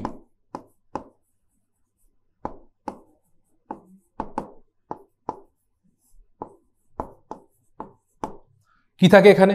এখানে মূলত থাকে হচ্ছে ইউনিপোলার থাকে, মানে এক মেরুবর্তী বা এক মেরু বা ইউনিপোলার, ঠিক আছে? আর এখানে হচ্ছে বহুমেরুযুক্ত,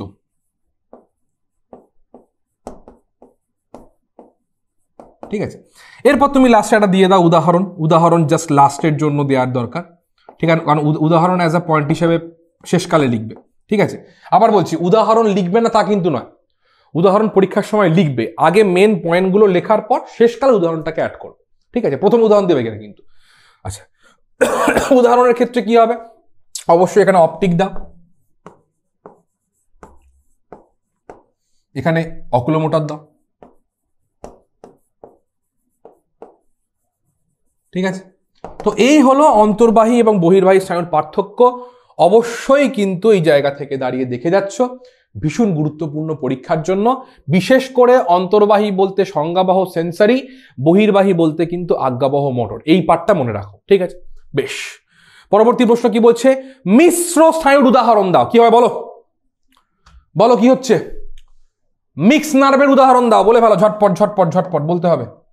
মিক্স নার্ভ কারা কারা রয়েছে? ভেগাস, আর কিছু? আর কিছু? আর কিছু? আর কিছু? মার্কেটে ভেগাস, আর কিছু নেই মার্কেটে? খালি ভেগাস, ভেগাস চলে নাকি? জিওর মতো গল্পটা, খালি জিও না? জিও ছাড়া তো অনেক লাইন আছে নাকি? তাহলে তো চলো, ভেগাস সাথে কি আছে? একদমই তাই, ফেসিয়াল বলেছো, একদমই তাই, ভেগাস আছে, ফেসিয়াল আছে,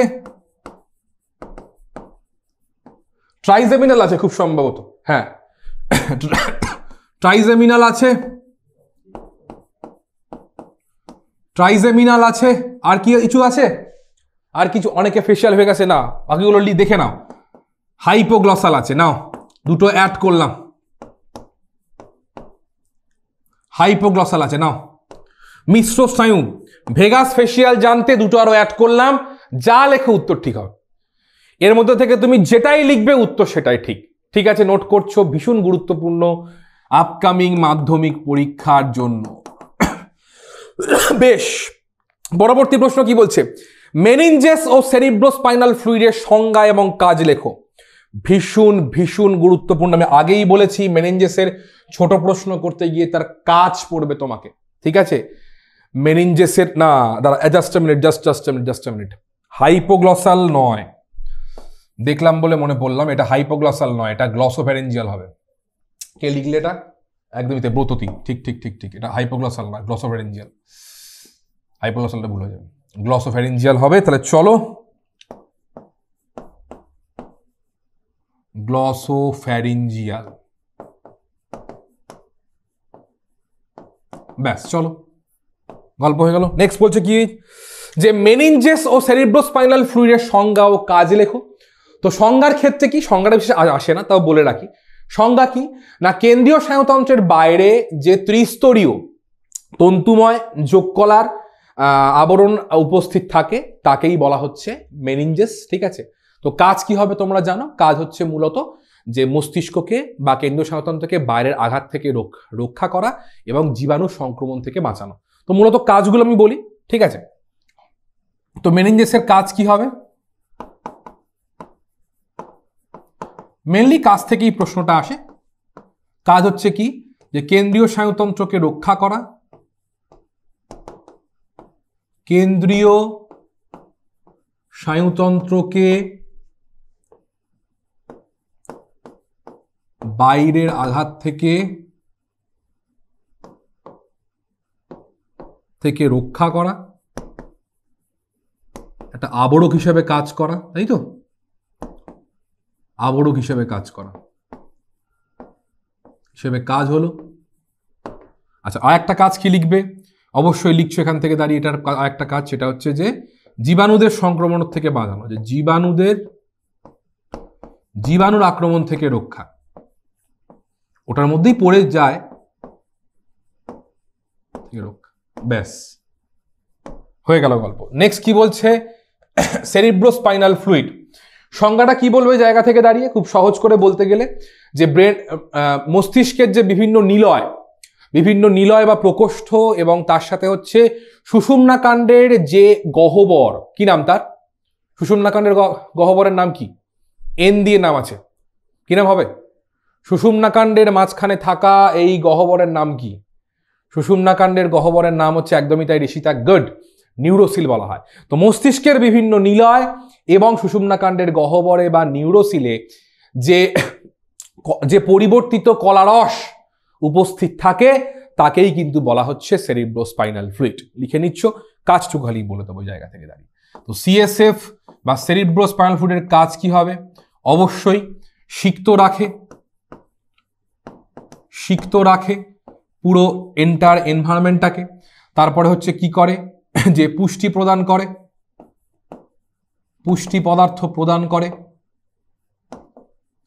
দুটো কাজ হয়ে গেল। 3 নম্বর কাজ কি লিখবে, যে অক্সিজেন এবং কার্বন ডাই অক্সাইড আদান প্রদানে গুরুত্বপূর্ণ ভূমিকা পালন করে।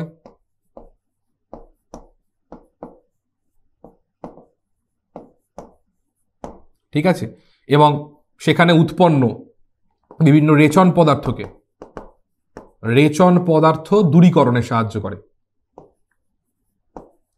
ব্যাস, পয়েন্ট লিখে দিলাম, তোমরা কিন্তু এইবারে কিন্তু পূর্ণ বাক্যে উত্তরটা লিখবে। ঠিক আছে, বলে দিলাম কোন কোন পয়েন্টে উত্তর হবে, অবশ্যই কিন্তু দেখে যাচ্ছ পরীক্ষার জন্য। মূলত কাজ, সংজ্ঞা চায় না, আবার বলছি সংজ্ঞা চায় না, মূলত কিন্তু কাজটা তোমায় দেখতে হবে। বেশ, পরবর্তী প্রশ্ন কি বলছে, কেন্দ্রীয় ও প্রান্তীয় স্নায়ুতন্ত্রের অংশগুলির নাম লেখো। কেন্দ্রীয় ও প্রান্তীয় অর্থাৎ তোমার হচ্ছে তোমার সেন্ট্রাল নার্ভাস সিস্টেম এবং হচ্ছে পেরিফেরাল নার্ভাস সিস্টেমের তোমার অংশগুলির নাম লেখো। ঠিক আছে, তো এখানে খুব সহজ করে বলতে গেলে তোমরা কি বলবে, এখানে তুমি দেখে নিতে হবে, সেটা হচ্ছে যদি সিএনএস এর পার্ট বলি, সিএনএস এর পার্টের মধ্যে আমরা কি পাবো, দুটো পার্ট পাবো, একটা হচ্ছে কি মস্তিষ্ক সুষুম্নাকাণ্ড, তাই তো, মস্তিষ্ক সুষুম্নাকাণ্ড। ঠিক আছে, এবার ফরম্যাটটা কি তুমি জিজ্ঞাসা করতে পারো যে স্যার প্রশ্নটা কি এরকম ভাবে আসবে, না, তোমায় কিন্তু এই ভাগগুলো ধরে প্রশ্ন করতে পারে যে কোনটা কার অংশ, সেই জন্য কিন্তু এই প্রশ্নটা দেওয়া। আবার বলছি যে প্রশ্নের প্যাটার্নগুলোকে বোঝার চেষ্টা করো, কোন কোন জায়গাগুলোতে আমরা কিন্তু ফোকাস করছি, ভীষণ গুরুত্বপূর্ণ। এটা গেল, আর এখানে হচ্ছে পিএনএস এর জন্য কি হবে, পিএসএন হয়ে গেল, পিএনএস এর জন্য হচ্ছে কি হবে, এখানে হচ্ছে তোমার চলে আসবে হচ্ছে করোটিক নার্ভ,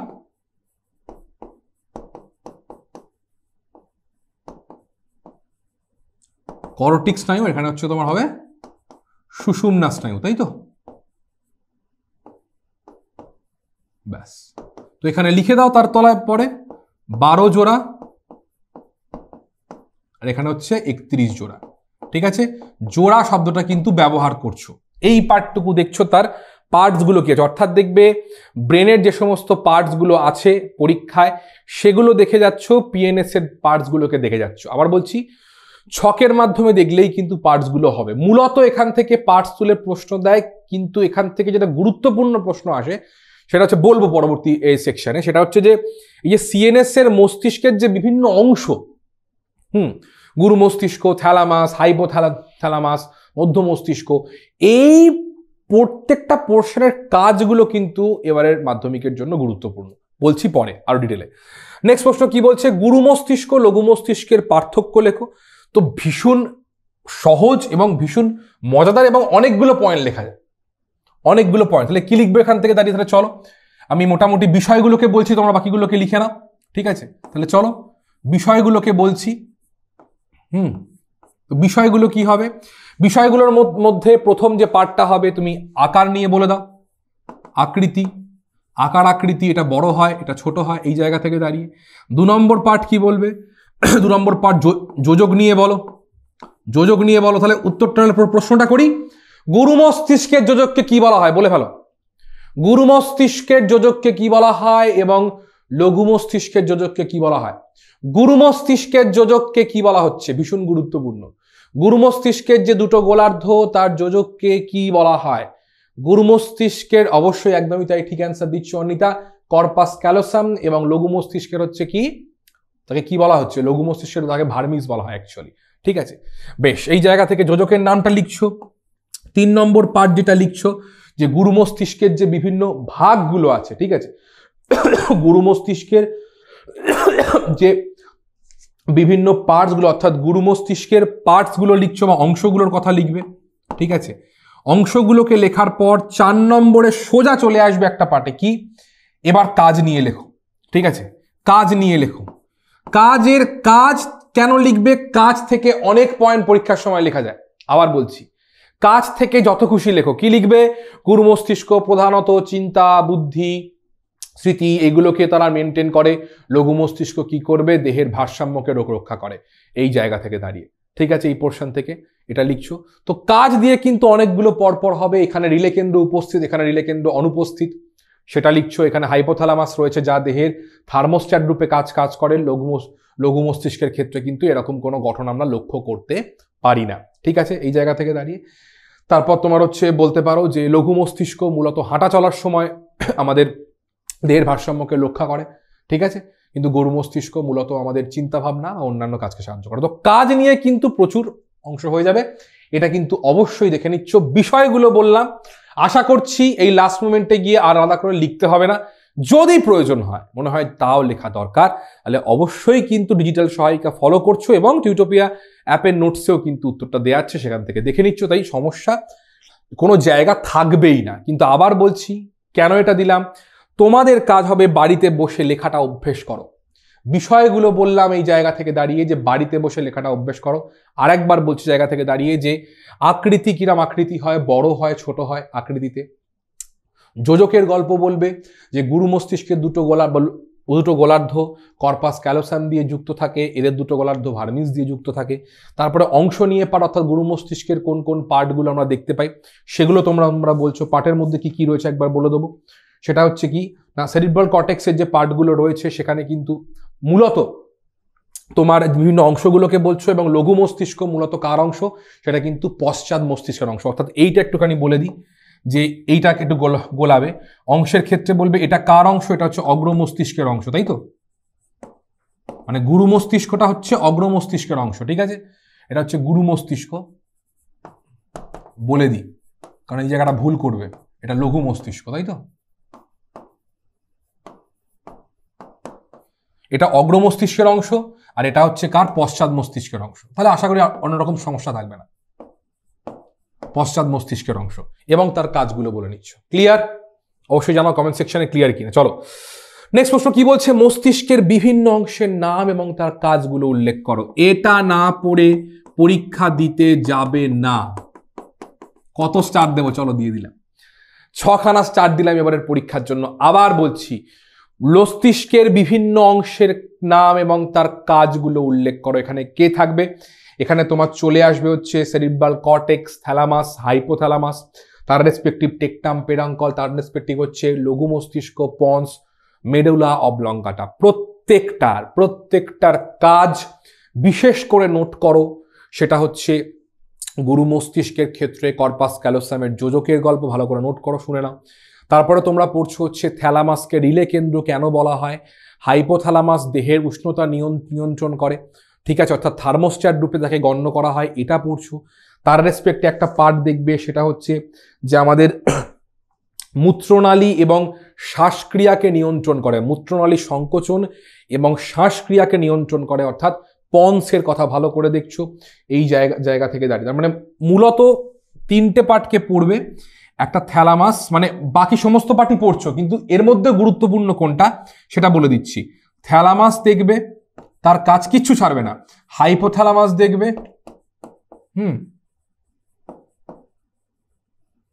থ্যালামাস দেখছো, আর তারপরে পন্সের গল্প দেখে নিচ্ছ, ঠিক আছে। থ্যালামাস, হাইপোথ্যালামাস, পন্স, এই পোর্শনটা কিন্তু খুব ভালো করে দেখে যাচ্ছ।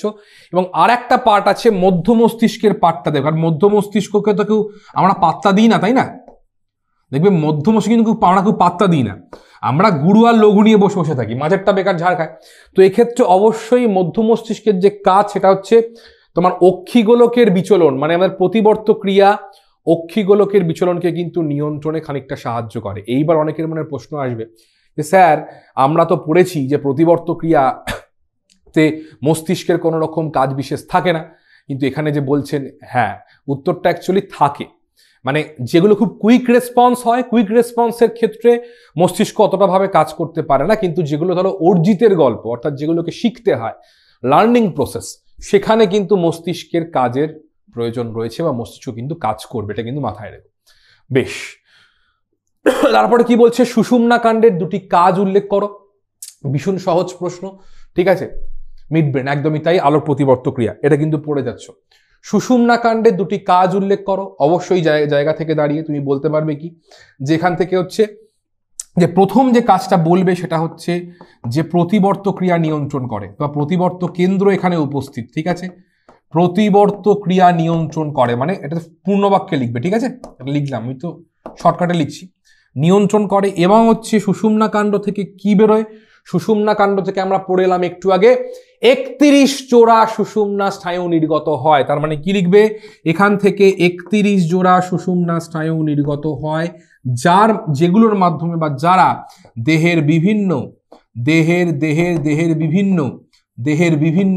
দেহের বিভিন্ন কার্যকলাপকে নিয়ন্ত্রণ করে থাকে, বিভিন্ন কার্যকলাপ বা কার্যকারিতা বা কার্য যাকুশি লেখো নিয়ন্ত্রণ করে, ঠিক আছে। ভীষণ গুরুত্বপূর্ণ ছোট প্রশ্ন, সহজ প্রশ্ন, কিন্তু দেখে যেতে হবে, তার জন্য কিন্তু খাতায় লিখতে হবে, লেখাটা প্র্যাকটিস করতে হবে। আবার বলছি, 2 নম্বরের প্রশ্ন, 3 নম্বরের প্রশ্ন হাফ নম্বর করেও কিন্তু নম্বরটা কেটে যায়। পুরো অ্যান্সার পাওয়ার জন্য তোমাকে কিন্তু লেখাটা প্র্যাকটিস করতেই হবে বাড়িতে। নেক্সট প্রশ্ন কি বলছে, সহজাত অর্জিত প্রতিবর্ত ক্রিয়ার সংজ্ঞা সহ উদাহরণ দাও। সংজ্ঞা আশা করি তোমরা পারবে। সহজাত মানে যেটা হচ্ছে জন্মগত, অর্থাৎ জন্ম থেকেই যে প্রতিবর্ত ক্রিয়া আমাদের দেহে কাজ করে। সহজাত, অর্জিত মানে জন্ম থেকে আসে না, জন্মের পর বিভিন্ন শিখন মাধ্যমে বা শেখার মাধ্যমে সেগুলোকে অর্জন করতে হয়, তাকেই বলা হচ্ছে অর্জিত প্রতিবর্ত ক্রিয়া। এটা কিন্তু দেখে নিচ্ছ। সহজাত প্রতিবর্ত ক্রিয়ার ক্ষেত্রে কিন্তু মূলত মস্তিষ্কের সাহায্যের প্রয়োজন হয় না, কিন্তু অর্জিত প্রতিবর্ত ক্রিয়ার ক্ষেত্রে কিন্তু মস্তিষ্কের সাহায্যের প্রয়োজন হচ্ছে।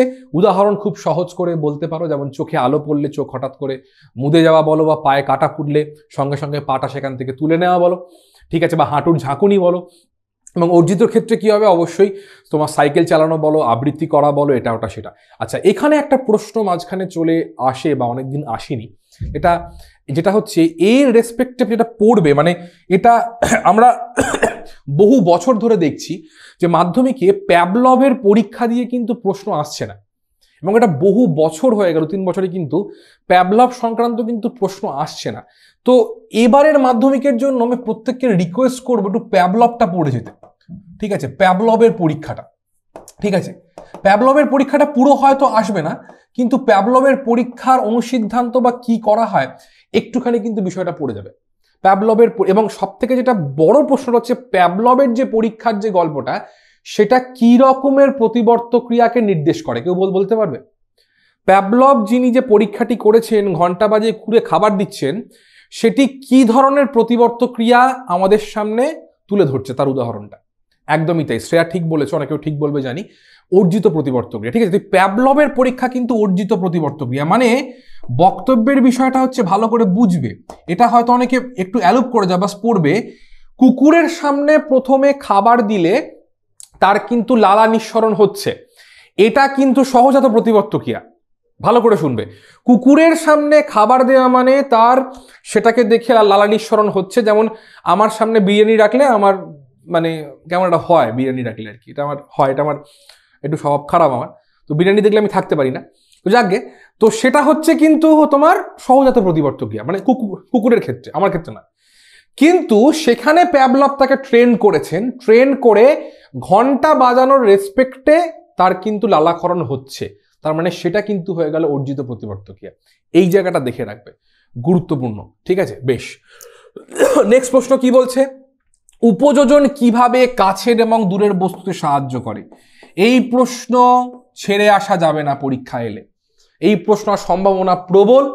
এই প্রশ্ন তুমি কিন্তু করে যাচ্ছ, প্রয়োজন পড়লে বাড়িতে একবার, দুবার, তিনবার, চারবার, পাঁচবার লিখবে উত্তরটা। উত্তর তুমি পেয়ে যাচ্ছ ডিজিটাল সহায়িকায় বা নোটসের মধ্যে, আমি অবশ্যই এখন বলে দেবো, চিন্তা করার কোনো কারণ নেই। উপযোজন বা চোখের উপযোজন, এরকম ধরনের প্রশ্ন আসতে পারে, বা একটা ঘুরিয়ে প্রশ্ন আসে, সেটা কি না, ট্রাফিক সিগন্যালকে বোঝার ক্ষেত্রে গাড়ির চালককে তার চোখের উপযোজন কিভাবে সাহায্য করে। এটা কিন্তু এই একই প্রশ্নের উত্তর, মানে একই গল্প কিন্তু, মানে উত্তরটা একই রকম, খালি লেখাটা একটু আলাদা হবে। তো এই গাড়ির চালকের সিগন্যাল বোঝা এবং দূরের কাছের বস্তুকে দেখতে পাওয়া, দুটোরই কিন্তু অ্যান্সার ফরম্যাট প্রায় এক। অবশ্যই দুটো প্রশ্ন কিন্তু দেখে যাচ্ছ পরীক্ষার জন্য ভীষণ গুরুত্বপূর্ণ। আবার বলছি, বারবার লিখবে কিন্তু হবে না। কেন লিখতে বলছি, এখানে যখনই উপযোজনের গল্পটা আসবে, তোমাকে লেখার ফরম্যাটটা কিভাবে সাজাবে শোনো। প্রথমে তোমাকে হেডিং করে লিখতে হবে, হেডিং দিয়ে তোমাকে প্রথমে লিখতে হবে একটা পার্ট, যে উপযোজন জিনিসটা কি। অনেকে সেটা লেখো না, না লিখেই হাউমাউ করে লিখতে শুরু, এটা করবে না।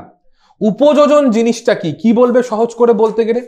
উপযোজন জিনিসটা কি না, চোখের লেন্সের প্রয়োজন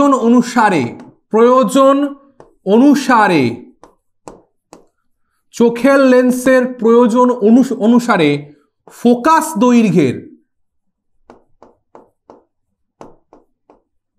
ফোকাস দৈর্ঘ্যের পরিবর্তনের মাধ্যমে, ঠিক আছে, বা ফোকাস দৈর্ঘ্যের পরিমার্জন ক্ষমতা বা পরিবর্তনের ক্ষমতা, সেটা লিখলেও হবে। ঠিক আছে, পরিমার্জন ক্ষমতা বা পরিবর্তনের ক্ষমতা, এটা দিয়ে কিন্তু প্রথম লেখাটা শুরু করবে। যখনই এরকম প্রশ্ন আসবে তখন লিখবে উপযোজন হলো এইবার নেক্সট পার্টে আসবে। এক্ষেত্রে কাছের বস্তু, তারপর নেক্সট লাইন দেবে, এখানে লিখবে, সেটা কি লিখবে, যে এক্ষেত্রে কাছের বস্তু এবং দূরের বস্তু দেখার ক্ষেত্রে আমরা ভিন্ন ভিন্ন উপযোজনকে লক্ষ্য করতে পারি।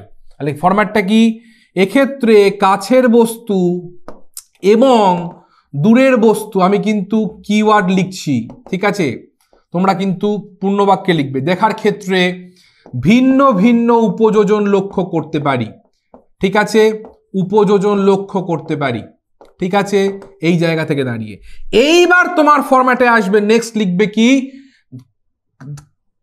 এবার লিখবে হেডিং দেবে, কি হেডিং দেবে, কাছের, সরি এখানটা দাঁড়া, এবার হেডিং দেবে এইটা, একটু উপরে তুলি, চলো, এবার হেডিং দিচ্ছ যে কাছের বস্তু দেখার ক্ষেত্রে উপযোজন, কাছের বস্তু দেখার জন্য উপযোজন। ঠিক আছে, বা দেখার ক্ষেত্রে উপযোজন, দেখার ক্ষেত্রে উপযোজন। ঠিক আছে, উপযোজন হলো এই জায়গা থেকে।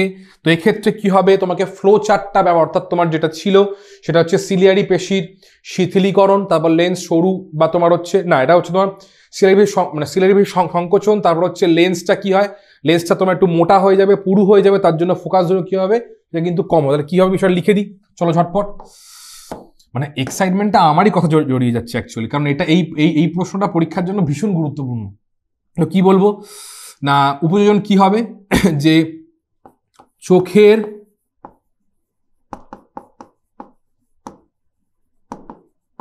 সিলিয়ারি পেশির সংকোচন, তারপর সেখান থেকে হবে কি, সেখানে হবে তোমার লেন্সের বক্রতা বৃদ্ধি, তাই তো, বা লেন্স পুরু হয়, লেন্স পুরু হয়, আর এখানে কি হবে, তার ফোকাস দৈর্ঘ্য কমে। সোজা হিসেব, ফোকাস দৈর্ঘ্য কমে কমে। এরপর একটা জিনিস লিখবে, কি লিখবে, কমলো, এরপর লিখবে হচ্ছে যে কাছের বস্তু, এটা অনেকে লেখে না, কাছের বস্তু, কাছের বস্তু স্পষ্টভাবে দৃশ্যমান হয়। বোঝাতে পারলাম ফরম্যাটটা? এটা কিন্তু সব জায়গায় লেখা থাকে না। ক্লিয়ার হলো? কাছের বস্তু স্পষ্টভাবে দৃশ্যমান হয়, এইটা ফরম্যাট। একই রকম ভাবে তুমি চলে এসো এখানে, চলো কি বলছে, যে দূরের বস্তু দেখার ক্ষেত্রে লিখেই দিই, যখন লিখছি আর কেন ছেড়ে দেবো, তাই না?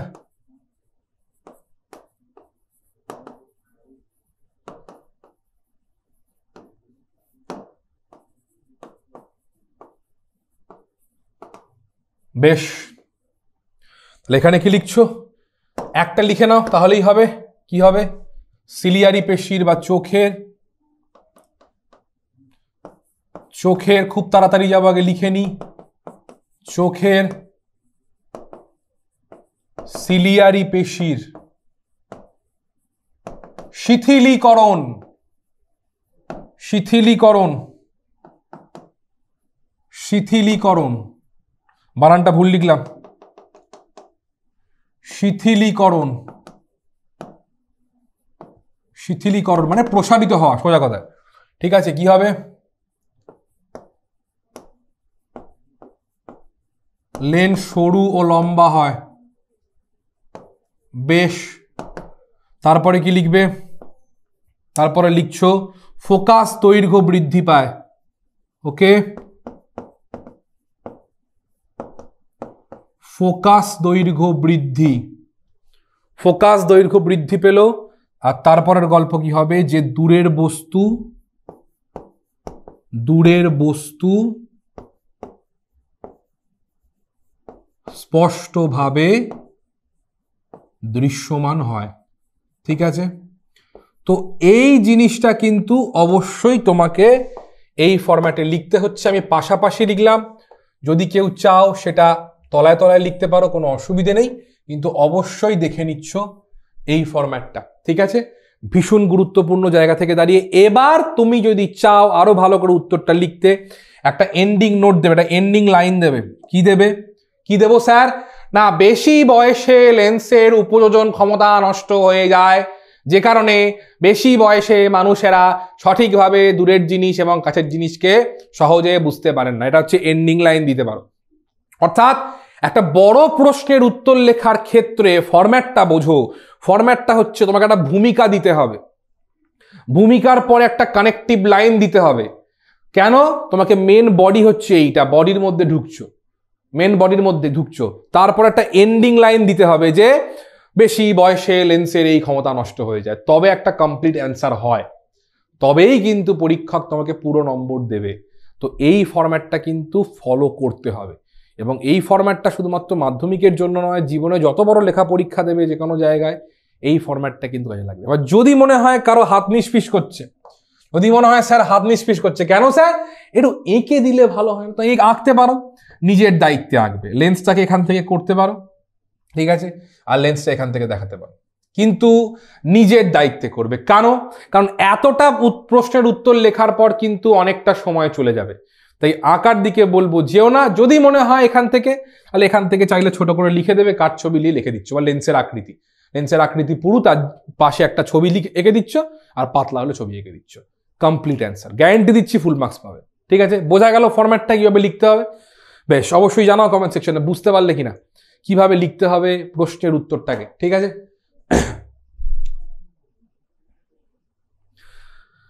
3 বিঘা শুনিনি নাম গো, শুনলাম আজকে, শুনবো পরবর্তী সময়। চলো কি বলছে, অক্ষিগোলকের প্রধান স্তরগুলির নাম ও তার কাজ লেখো। অক্ষিগোলকের প্রধান স্তরগুলির নাম, স্তরের কথা বলা হয়েছে, কোন কোন স্তর আবার গুলিয়ে যায় কি বলবে এখানে? অবশ্যই স্ক্লেরার কথা বলা হচ্ছে, স্ক্লেরার কথা বলা হচ্ছে। আচ্ছা, স্ক্লেরা বানানটা অনেকে ভুল করো, কি স্ক্লেরা, দন্ত শয় কয়ে লয়ে একার, মনে থাকে যেন, সেটার কথা বলা হচ্ছে। তার রেসপেক্টিভ হচ্ছে কোরয়েডের কথা বলা হচ্ছে, ঠিক আছে? তার রেসপেক্টিভ রেটিনার কথা বলা হচ্ছে। তো এই 3টে স্তরের কথা কিন্তু অবশ্যই তোমাকে দেখে যেতে হবে পরীক্ষার জন্য, তার কাজগুলোর জন্য, ঠিক আছে? এটা কিন্তু অবশ্যই। এটা ছাড়া আর একটা পার্ট, যেটা হচ্ছে তোমার যে স্ক্লেরার সাথে কিন্তু অবশ্যই কর্নিয়া পোর্শনটাও অ্যাড করে দেবে, কারণ কর্নিয়া তো স্ক্লেরারই অ্যাকচুয়ালি এক্সটেনশন পার্ট, জানতে না হয়তো অনেকে।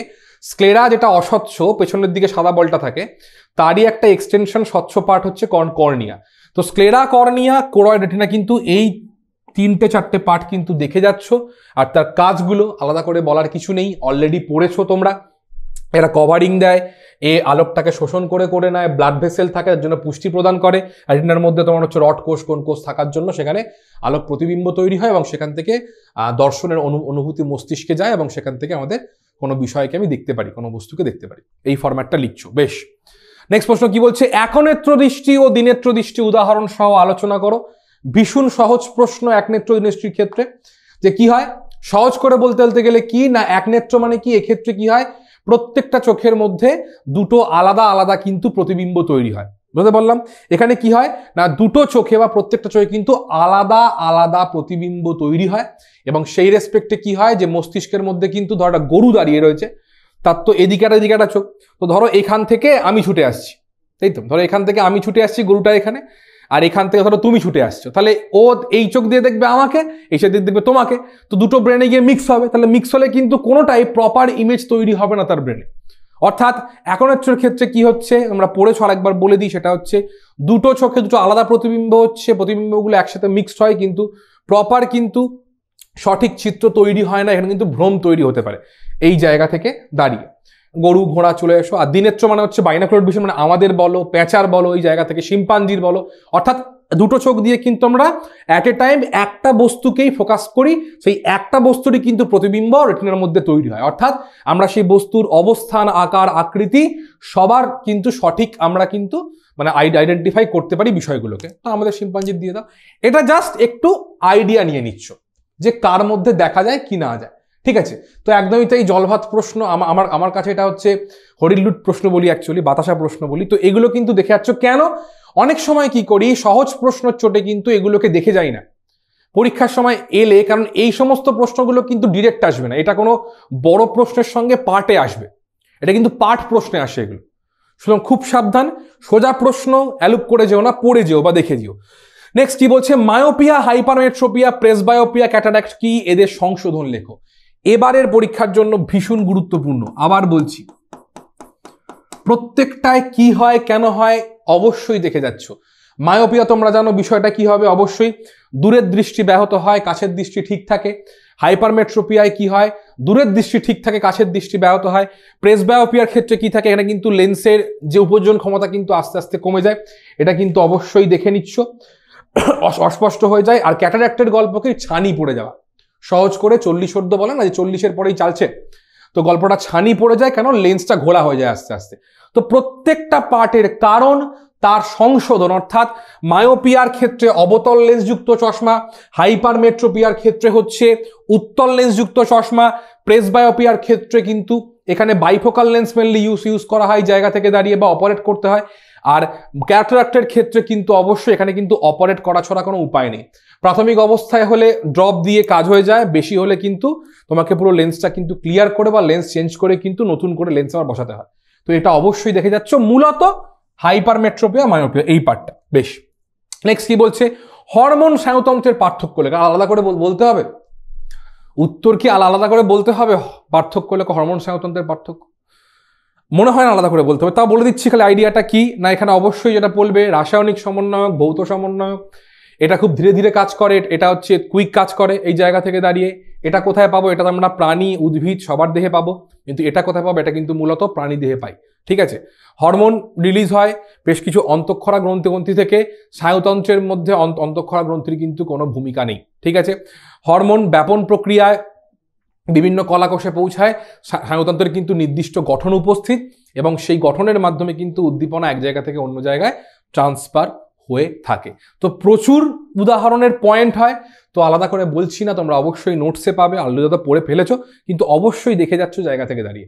আবার বলছি, পাঠ প্রশ্নের ক্ষেত্রে কিন্তু লাগবে, পাঠ প্রশ্নের জন্য। বেশ, লাস্ট প্রশ্ন কি বলছে জায়গা থেকে দাঁড়িয়ে? প্রতিবর্ত পথের সঠিক ক্রমটি লেখো। প্রতিবর্ত পথের ক্রম, প্রতিবর্ত পথের ক্রমটা বহুদিন আসেনি, অবশ্যই দেখে যাচ্ছ কোত্থেকে কোথায় যাচ্ছে এই জায়গা থেকে দাঁড়িয়ে। তো কি হবে প্রতিবর্ত পথের ক্রমটা? কি হবে এখানে? অবশ্যই তোমার উদ্দীপনা চলে এসো, একই ফরম্যাট, স্বাভাবিক পথের মতন উদ্দীপনা নেব, তারপরে সেখান থেকে গ্রাহক চলে আসবে, গ্রাহক কোষ, গ্রাহক কোষের মাধ্যমে তারপর চলে আসবে কি এখানে? সংজ্ঞাবহ নিউরন, সংজ্ঞাবহ স্নায়ুকোষ বা নিউরন, ঠিক আছে। তারপর সেখান থেকে চলে আসবে হচ্ছে মাঝখানে অনেকে থাকে, সেটা হচ্ছে তোমার স্নায়ুকেন্দ্র। তো সেখানে স্নায়ুকেন্দ্রের মধ্যেই কিন্তু আর এক প্রকারের নিউরন থাকে, মূলত এখানে স্নায়ুকেন্দ্র হবে সুষুম্না স্নায়ু, ঠিক আছে। এবং এখানে কিন্তু লিখতে পারো চাইলে আর এক রকমের কিন্তু নিউরন থাকে, সেটা হচ্ছে সহযোগী, সহযোগী নিউরন কিন্তু লিখে দিতে পারো, ঠিক আছে। কোনো কোনো ক্ষেত্রে কিন্তু সহযোগী নিউরনটা আমরা দেখতে পাই। এটা গেল। এখান থেকে চলে এসে হচ্ছে কি? আজ্ঞাবহ নিউরন স্নায়ুকোষ, ঠিক আছে, আজ্ঞাবহ স্নায়ুকোষ, স্নায়ুকোষ লিখছো, এবং তারপরে চলে এসছো এখান থেকে কারক, কারক, কারকের পর চলে আসবে কি? সেখান থেকে চলে আসবে হচ্ছে তোমার যে প্রতিবর্ত ক্রিয়া। এখানে লিখবে প্রতিবর্ত ক্রিয়া। কি লিখবে এখানে? এখানে কিন্তু লিখবে প্রতিবর্ত ক্রিয়া, ঠিক আছে। তো এই হলো পথ, অবশ্যই দেখে যাচ্ছ। এবং এর সঙ্গে যেটা দেখবে, এটা বলা হয়নি, প্রতিবর্ত পথের চিত্র, ঠিক আছে, চিত্র, চিত্র। এবার বলি যে এই যে প্রথম চ্যাপ্টার, এবারে মেন জায়গায় আমি আসবো। প্রথম অধ্যায় এই যে বিষয়গুলো পড়লাম স্নায়ুতন্ত্রের ক্ষেত্রে, এখান থেকেই কিন্তু তোমার 5 নম্বরের ড্রয়িং এর প্রশ্নটা আসছে গ্রুপ ডিতে। এখান থেকে তুমি আপকামিং মাধ্যমিক পরীক্ষার জন্য দুটো ছবি মূলত প্র্যাকটিস করবে। কি প্র্যাকটিস করছো? দুটো ছবি। এর মধ্যে তুমি কিন্তু অবশ্যই যেটা দেখছো সেটা হচ্ছে যে আগের বারের সেকশনে 2023-এ কিন্তু আই সেকশন চলে এসেছে। এই জায়গা থেকে দাঁড়িয়ে এখানে তুমি যেটা করবে যে প্রতিবর্ত পথের চিত্র করবে, তার সাথে কিন্তু নিউরনের চিত্রটা ভালো করে করবে। নিউরন, এবারের মাধ্যমিকের হট টপিক নিউরনের ছবি। এবারের মাধ্যমিকের জন্য নিউরন এবং প্রতিবর্ত পথের ছবি ভালোভাবে একে প্র্যাকটিস করছো। যেখানে আঁকবে একটা সাইডে, তার একদিকে পয়েন্টিং করবে, কিভাবে কি আঁকবে কি না আঁকবে সেই বিষয়ে আমরা আলোচনা করব শেষ কোনো ক্লাস, অর্থাৎ আলটিমেট গাইডের শেষের যে ক্লাসটা হবে সিরিজটার, সেখানে আমি বলে দেবো কিভাবে আঁকছো কি না আঁকছো। আপাতত প্র্যাকটিস করো বাড়িতে। এই দুখানা ছবি কিন্তু ভীষণ গুরুত্বপূর্ণ। এবার আমি চলে আসব মেইন জায়গায়, অর্থাৎ আমাদের যে ব্যাকএন্ড টিচাররা রয়েছেন তাদের এক্সটেন্টিভ মানে স্টাডি করে তারা বলছেন যে বিগত 3-4 বছরের মাধ্যমিকের যে প্রশ্নগুলো এসে, যে জায়গা থেকে প্রশ্নগুলো এসেছে, তার ওপর ভিত্তি করলে, সেই জায়গার ওপর ফোকাস করলে এবারের মাধ্যমিকের জন্য কোন কোন বিষয়গুলো তোমাকে দেখে যেতেই হবে।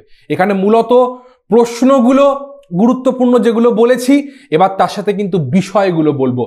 প্রত্যেকে খাতা পেন নাও, প্রত্যেকে নোট করবে। অবশ্যই কিন্তু এই জায়গা থেকে তোমরা দেখে নিশ্চয়ই পোর্শন থেকে উই ডিসাইড হচ্ছে 2/4D, okay, we decide 2/4D। আচ্ছা, বিষয়টা হচ্ছে এরকম যে 2024-এর জন্য যেটা করবে সেটা হচ্ছে চোখের বিভিন্ন অংশ, তার নাম এবং তার কাজগুলো দেখছো, গুরুত্বপূর্ণ। মস্তিষ্কের বিভিন্ন অংশ এবং তার কাজগুলো কিন্তু গুরুত্বপূর্ণ, এটা দেখছো। নেক্সট দেখবে চোখের বিভিন্ন সমস্যা, হাইপারমেট্রোপিয়া, মায়োপিয়া সমস্যা, তার সমাধানের থেকে ছোট প্রশ্ন আসতে পারে, এই জায়গা থেকে দাঁড়িয়ে। নেক্সট হচ্ছে নিউরো ট্রান্সমিটারের প্রশ্ন, অর্থাৎ নিউরো ট্রান্সমিটার কি, তার উদাহরণ কি, সাইন্যাপসের জায়গাটা, এই জায়গাটা দেখছো। নার্ভের টাইপ ভীষণ গুরুত্বপূর্ণ। স্নায়ু অর্থাৎ আজ্ঞাবহ স্নায়ু, সংজ্ঞাবহ স্নায়ু, অন্তর্বাহী স্নায়ু, বহির্বাহী স্নায়ু, সেন্সরি নার্ভ বলো, মোটর নার্ভ বলো, যা যা টাইপ আছে, মিশ্র স্নায়ু বলো, ঠিক আছে, এই সমস্ত কিছু পার্ট তোমায় কিন্তু দেখতে হচ্ছে মূলত ছোট প্রশ্নের জন্য। এরপরে দেখবে অবশ্যই নিউরন স্ট্রাকচার প্র্যাকটিস করে যাচ্ছ, আর হচ্ছে দেখবে প্যাভলভ এক্সপেরিমেন্টের পার্টটা তুমি দেখছো এই জায়গা থেকে দাঁড়িয়ে, এবং হচ্ছে রিফ্লেক্স অ্যাকশনের যে শব্দচিত্র, যে ছবিটা, সেটা কিন্তু অবশ্যই প্র্যাকটিস করে যাচ্ছ। অর্থাৎ এই পাথওয়েটাও যেমন প্র্যাকটিস করবে, প্রতিবর্ত পথের কিন্তু ছবিটাও এখানে কিন্তু তোমাকে প্র্যাকটিস করতে হবে সেই জায়গা থেকে দাঁড়িয়ে। আচ্ছা, ঋষিতা বলছে কিছু বলতে চাই। আচ্ছা, মাইক অ্যাভেল করা যাবে?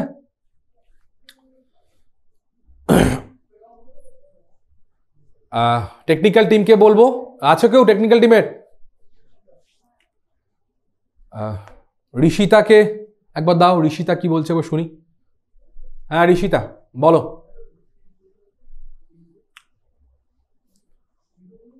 ঋষিতা শুনতে পাচ্ছ?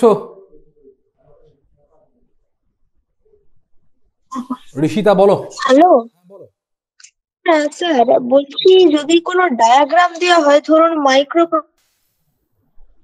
স্টেপ বাই স্টেপ, মানে রেখাচিত্র আর কি, এই স্টেপ গুলো পাশে পাশে লিখবো নাকি নিচে নিচে লিখবো? নিচেও লিখতে পারো, কোনো অসুবিধা নেই। আমার এখানে তলায় জায়গা কম বলে পাশে লিখছি, তুমি নিচেও লিখতে পারো, কোনো অসুবিধা নেই। কিন্তু অন্য কালি মানে black and blue Kali use করবে কিন্তু, ঠিক আছে? এই জায়গা থেকে দেখো, কারণ ডায়াগ্রামটা অবশ্যই করা যায়, কারণ ডায়াগ্রাম করলে সময়টা বাঁচে পরীক্ষার সময়। মানে এই যে রেখাচিত্র গল্পটা বলছি, তো রেখাচিত্র করেও বাড়িতে কিন্তু লেখা প্র্যাকটিস করতে পারো, অসুবিধা নেই। লম্বি লেখে কোনো অসুবিধা নেই, নিশ্চিন্ত থাকো। কিন্তু অবশ্যই দেখে নেবে যে ধরো এরকমও হয় অনেক সময়, ধরো তুমি পরবর্তীকালে বলবো, ধরো এই ডান দিকে তুমি পুরো রেখাচিত্র লিখছো আর বাঁ দিকে তার মানে সাবজেক্টিভ লেখাগুলো লিখছো, যে এই প্রসেসটা হয় দেখানো হলো ডান দিকে বলে এখানে লিখছো। এতে কি হলো, খাতাটা ভালো করে সাজানো হয় আর কিছু, এটাও করতে পারো, বাট লম্বায় লেখা যায়। ক্লিয়ার? চলো তাহলে চলো আজকের মতন আলটিমেট গাইড সিরিজের ক্লাসটা এখানেই শেষ করলাম। সবাইকে অল দ্য বেস্ট। প্রাণী স্বাগততন্ত্র থেকে যে প্রশ্নগুলো বলেছি, যেগুলো সাজেশন দিয়েছি, অবশ্যই কিন্তু বাড়িতে প্র্যাকটিস করছো, প্রশ্নগুলোকে দেখে নিচ্ছ, পড়ে নিচ্ছ। তোমাদের জন্য রয়েছে আমাদের টিউটোপিয়া লার্নিং অ্যাপ এবং টিউটোপিয়া ক্লাস 10 ইউটিউব চ্যানেলে ডিজিটাল সহায়িকা, সেখানে কিন্তু তোমরা সমস্ত ধরনের প্রশ্নগুলোকে পেয়ে যাবে। এবং বড় প্রশ্নের ক্ষেত্রে কিন্তু অবশ্যই বাড়িতে লেখা অভ্যাস করছো। প্রয়োজন হলে টিউটোপিয়ার থেকে মক টেস্ট প্রোগ্রামে তোমরা কিন্তু পরীক্ষা দিতে পারো, সেখানে জয়েন করতে পারো। এবং অবশ্যই যদি কোনো রকম ডাউট থাকে, কোনো রকম সাহায্যের প্রয়োজন হয়, তোমরা কিন্তু ফোন করতে পারো টিউটোপিয়া হেল্পলাইন নম্বরে, কারণ তোমাদের জন্যই টিউটোপিয়া, যাতে করে তোমাদের রেজাল্টটা ভালো হয়। এবং আমি অন্তত গ্যারেন্টি দিচ্ছি তোমাদের দেবজ্যোতি স্যার হিসেবে, যে যেগুলো বললাম তোমরা প্র্যাকটিস করে যাও, পড়ে যাও, গ্যারেন্টি দিচ্ছি, 100% গ্যারেন্টি দিচ্ছি, পরীক্ষার রেজাল্ট ভালো হবেই হবে, গ্যারেন্টি।